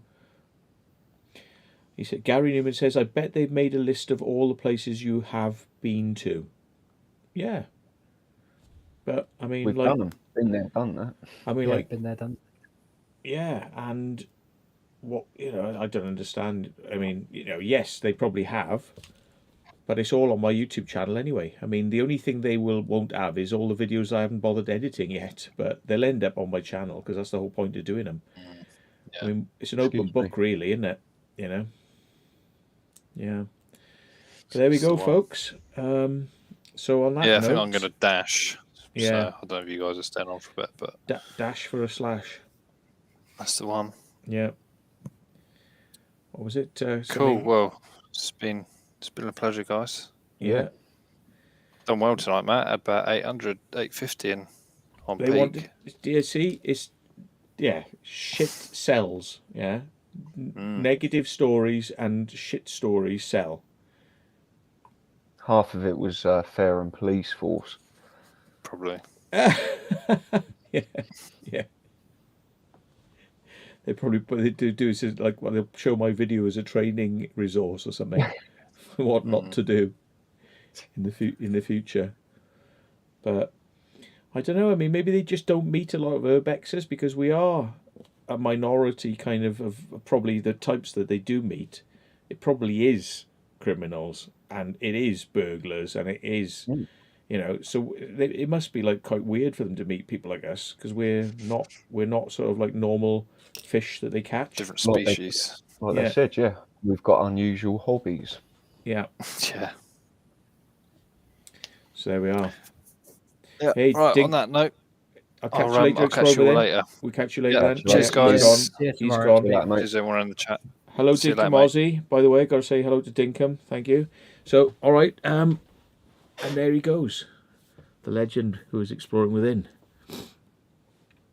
Mr. Ray, got anything good coming up you want to talk about, or are you going to pull the eject two handles? I'm just rendering the gill kicker video. Well, I was, but for some reason, StreamYard has slowed my PC down quite a bit, so I've had to stop rendering it, and I'll do it in a minute. But that's understandable. Yeah, it will, because it's heavy video, isn't it, StreamYard? Yeah, so that will be rendering as soon as I've come off, and then hopefully be up. Might premiere it tomorrow night, but just before Steve's, because I know Steve's going live tomorrow evening at, I think, 9:15. So, and then either that or do it Friday when I've got more time on my hands, but we'll see. Oh, bless him. He's looking tired. You were nodding earlier on. I could see it. That's why I said, like, "Hey, Ray," because I thought I'd better engage him, wake him up. I was reading the comments on here because I can't see them on the screen. No, same. But I'm not actually tired at all, to be honest with you. But Oh, do you fancy going to Fairham, Ray? Yeah, let's get in the car. Let's do it. I'll go and... You can just see that. Shall we go a special night in a hotel tonight with extra security? You know what we should do? There's a brilliant video on YouTube of a prison, right? And basically, a rope comes down from the top of the prison, right? And this bloke starts climbing down the rope. Like, all right, he's trying to escape the prison, and he's looking around and all that, right? And like all the lights come on and like shining at him, and he's like, oh shit, and he's like, yes, and he's looking around, and he's like, oh, on this rope, and then all the police turn up. It's a video projection. There's people in a car like half a mile away, like video projecting a guy climbing down the side of the prison onto the prison. Matt, can you imagine video projectors going up, climbing up, and doing it again? But it's not actually us. Sorry, Kenneth Gardner said, check your PayPal, Matt. Okay, I shall. I should check my PayPal. I think he's been saying it for a while, to be honest. I've just not seen it. Okay, I shall have a look now, sir. Yeah, but what do you reckon then? You know, get marionettes, and we'll do shadow figures of people climbing up the walls there with a torch behind it. You know, I think they'll get everything out this even further than helicopters and police. Yeah. Oh God. Well, how else were they thinking you were going to get down, though? That's what I'm trying to work out. Well, they knew that there was only one way down, so they. And I want to know how they were thinking of getting their dogs up there, but you know. What if we'd have refused? I got loads of people to thank, actually. James Gibson, thank you. Oliver Gardford Palmer, thank you. Jackie Green, Cats and Things, probably. Gail Graham. There's somebody called 8KB76. Thank you. Sam Rose, John Sharat, Dennis Hudson. Oh, he did find out how to do it in the end. God, there's been a lot of people donating tonight, and do you know what I think they've been donating for is because of the bloody the costs for the repair, and believe it or not, it covers it. It does cover it. So it's absolutely sweet. Thanks. It's perfect. Perfect. And it's covered your taxi ride that you paid for me as well, man. Oh, if you add that into it, it's absolutely spot on. Yeah, thank you, everybody. That. Thank you. Anyway, I have to. I know I also have to pay Alex for his loss of earnings for the next day, but yeah. So, oh my God. It's all part of the fun, that. Thanks for the donations. I mean, I don't hate the police because of it. It's just like, it's one of those things. The police, they do their things their way, you know, but it's just like, I think there's a better way, you know. Yeah, there is a better way. It's got to be a better way, you know. So, yeah. So, well, that's it, folks. I mean, I can't think of anything else to say apart from I will be editing some videos, getting them up soon. Ray, did you finish saying what you were doing? I've got Gill Kicker rendering. That's about it. Right. Yeah. At the moment, I have quite a few others in backlog that I've got to edit when I find the time. But, and Vacant, well, have you got anything coming up? I'm laying low, letting the dust settle for a bit. But I'll have a new video premiering Sunday evening. So keep an eye out for that. Okay. And I'll be back out on the road in no time. Well, I can't wait. I'm chomping at the bit. I cannot wait for getting out on the water with a boat. So if that happens, then we will have to drop you guys off on some crazy fort stuff. Yeah. Yes, definitely. Don't have to ask me twice, Matt. Keeping it legal, but you know, we will have to make you get you to where you need to be. So yeah. Now, Sounds good, Matt. if you hang on for like 2 seconds at the end, right, I can tell you something about somewhere crazy I learned about earlier on, which is very close to somewhere we went to the other day. Okay. And I only learnt about it, and I was like, really? And it's like, okay. So I'll tell you something in a second. But for the moment, then I will say, Kenneth Garden, did I receive his tenner? I did log in to PayPal, but I didn't see anything there, unless it's under. If you pay for it with Visa, I don't get an email address for you, because if you pay for it with PayPal through that system, I get to see who it is. But if you pay with Visa, then it's just like a transaction code. So all I can tell you is if, hang on, I'll have a look now. I'll tell you if something has come through. Luke White, yeah, I would recommend it. Yeah, I mean, there's a transaction code. I'll say, Kenneth, have a look at your thing, see if this means anything to you. It's 210786. 210786. It starts with that, right? So there's somebody gave £10. Then there's somebody else, 8HR604. That's a £10. And then there's a guy called Ian Bassett as like given £10. So there's an example for you. So yeah, it's probably there, but I can't say for certain because it doesn't show all the details. So I don't think so anyway. But thank you very much. If there's a problem, let me know and we'll sort something out. You may have to like cancel it if it's gone through to the wrong address, but check those numbers and see if they correspond. But yeah, thanks, mate. Appreciate it. So on that note and on that bombshell, time to go to bed. I'm not editing anymore tonight. I'm going to go to bed, and I've got four big things which I have to edit. One which is 3 hours long, one which is 8 hours long, and one which contains a wanker. And I just going, oh, because I can't face having to do it because it's just like dealing with wankers. So yeah, but yeah, there's loads of material to come. So. Well, so let's take our minds off it and go boating, and then all will be like, oh, it'll just be like, Yeah. it'll just be like, Definitely. oh, yeah, I'll take my speedos. yeah, Oh God, yeah. I'll just take my mankini. It's fine. I'll do one better. Do you literally want us to see that, like, sort of like prodding out of the front? Yeah, I want it on film. Is it? Yeah. So it's like If there's someone in the chat called Bill Deacon, thanks for the sub. yeah. By the way, do subscribe to Vacant Haven, Hidden History with Ray, that way, and Exploring Within, because they are people that, you know, we all explore together with each other. So if you haven't checked out the channels, check them out. And yeah, do subscribe to them. They need it. How far away are you from 1,000? Because I was talking about doing a. I'm at as of tonight. I've got 857. Oh, sorry, 858 as of right now. Guess what?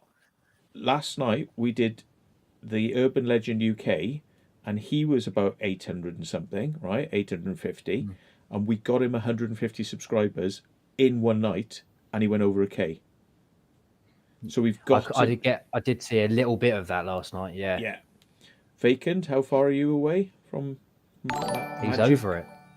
Are you? About, yeah, I'm over. Oh, you've done it. So well done. Congratulations. I've just got my my join button as well sorted today. So yeah. There you go. So thank you, Dennis. He sent 199. He says have to do it. Yep. So yeah. But there you go. We'll have to do a subscribe-a-thon, I think, for yourself and Aish and Jenny V and some people we know. So, you know, we get another subscribe-a-thon on. Maybe we'll get some like funny stuff going on. I don't know. Get some some phony dog poos or something, you know, some birthday Pig's cakes. testicles. Yeah. Well, I have my studio from Saturday, so my garage studio, so should I say? Mm. So instead of seeing this kitchen, you won't be seeing this again. Oh, look at that! Another 4 subscribers. Wow, there you go. The magic Thanks, of guys. internet. Thank you. Thanks for that.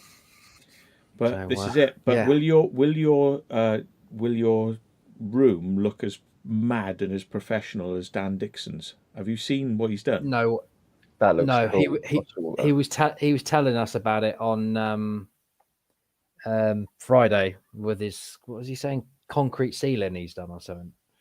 Well, Yeah. he's got a cotton wool. It's fire retardant, but it's cotton wool, and he's got lights, and he's done his ceiling like clouds, and it basically the clouds change color, and lightning goes across the ceiling, and it's like it's pretty crazy. It's pretty crazy. I mean, to be honest, I gotta say, I think it's going to slightly distract from what he's doing, because people are just going to be constantly looking up at the clouds instead of at him and what's going on, because that is actually very visual. There's a lot going on up there. So yeah. Well, I'd just like to Crazy. say quick, Matt. Yeah, thanks for the opportunity to meet Dan and Andrew. No Yeah, worries. Pretty cool. Yeah, I kind of forgot that you hadn't met those guys. Yeah. Right? We met Carl when we were down at the prison, but we Yeah. didn't get to meet the others because they went back with Josh to the hotel at the time. Yeah. And they're very hard to pin down sometimes, Dan. As you saw, like they were going to come and do some stuff in the night, and like they were like, "Oh, we've got a booking. We've got to get to a hotel in time." So they were dashing Even off. when you're exploring with them, they sort of disappear. Well, yeah, it's because of the noise. I think Boys, I suppose. Yeah. Yeah, but we did really well at that porn mansion, which wasn't much of a porn mansion, because we were all whispering. So it was actually quite good to be able to get away and not be in everybody else's earshot, because it's the trouble in it with Jackie saying Dan's studio is epic. It is. It's crazy. If anybody hasn't seen Dan's studio, go and check out his channel. And it's like, yeah. Yeah, but that's it. He's a next level sort of like guy, isn't he? Really, he's always pushing it and sort of doing it all the time. In the same respect, he's quite down to earth and quite a normal bloke. Yeah. Have you seen his stickers? Because he handed me one of his stickers the other day. They're like about that big, all metallic. Bastard! I haven't got one.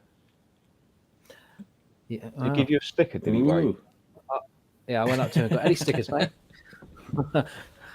I want one. No, I actually saw him on the back of his car, and they look pretty cool. But I'm not sure if I'd be sticking stickers on the back of my car. I don't want to make it more of a target than it already is. So. But your stickers come off the back of my car, Matt. Oh, is it? Eventually. So it'll only be on there for a couple of days. I am going to get some laser print stickers, which are glossy, so that it should stick on a bit longer, hopefully. I'm going to try get some of those. My one's been through the car wash. It's still on there. Wow. No, yeah, but yours is glossy, isn't it? That's why. Yeah. What was I going to say about Dan's stickers? Good. They are good stickers. Actually, they are good quality stickers, and they stand out. Gets them from America. Right. Yeah, because they're printed onto a metallic material, so they shine out at you. It's like chung, proper sort of. Yeah. Awesome, mate.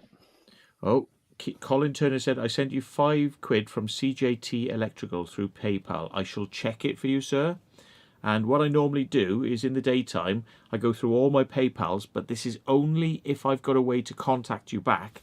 And I normally send a thank you individually to each person that's sent on PayPal. But if you send with Visa, all it says is like Visa through PayPal. I can't reply and send you a thank you. So that's just to be borne in mind. If you log in via PayPal, I know it's technical, but if you log in via PayPal and pay via PayPal, but if you log in via PayPal anonymously and pay through Visa, then we don't know who you are. So, but yeah, thank you. I'm sure it did come through. I'm pretty sure there's been a load of stuff come through. So anyway, there we are. Yeah, Dennis is saying he's told Matt I need vinyl. I would, but it's just the expense, of getting stuff done. Although I should just get around to doing it. I get a pack of laser labels, and you just line it up and just run those through, and yeah, that's pretty good for like general use, but like for people to put in the back of their cars and things, it does need to be glossy, so it doesn't just like disintegrate. So there we are. Because you're getting stickers, aren't you, Alex? Yes, very soon. Are you using smash signs? Because I gave Ned the... Yeah, possibly. I've looked at a few places.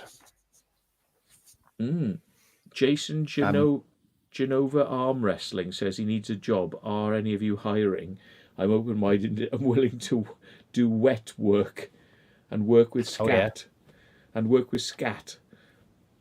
So he's willing to kill people and work with excrement. That's what he's saying. That's what that translates as. So, well, look, I tell you what, right? Matt Hooper needs taking care of, right? You do that as a free. You do that as a freebie for me, right? And we will send you out a couple of stickers and a T-shirt, and I will pass your CV on to Ray, so he'll consider you for some sort of work. I don't know. Not that he's got free of charge workers. Yeah. Not that he's got anything he can employ, but he will just consider it. Not that he could employ you, but he will consider it. He will actually read the CV. So yeah, there we are. If I could read. Yeah, that's it. Oh well. Right, there we are. Yep. Oh, Melissa Jones said yes, she did do it via Visa, but it was for £5. So that's probably what it was. It was one of those unknown £5 ones. So yes. So there was a couple of those up there. But it's all good. I'm sure it's all come through. But all you've got to do is check your PayPal. It'll tell you if it was successful and what it went through to. So yeah. Okay then, folks. I'm gonna hit the cancel, like go to sleep button. Let's go and watch some movies and fall asleep button. Yeah, let's do it. Okay, so thanks everybody. Thanks to the chat. Thanks to everybody who's donated. Thanks, You've been everyone. Magic. Thanks to Hidden History Ray, Vacant Haven, and we will try and meet up with them soon on another stream. Maybe we'll do the subscribe-a-thon stream. So we'll do it. So yeah, and right. So all the best then, folks. Catch you soon, and you'll be seeing some more videos off us in the next couple of days, so there'll definitely be some stuff happening. Nanu, night.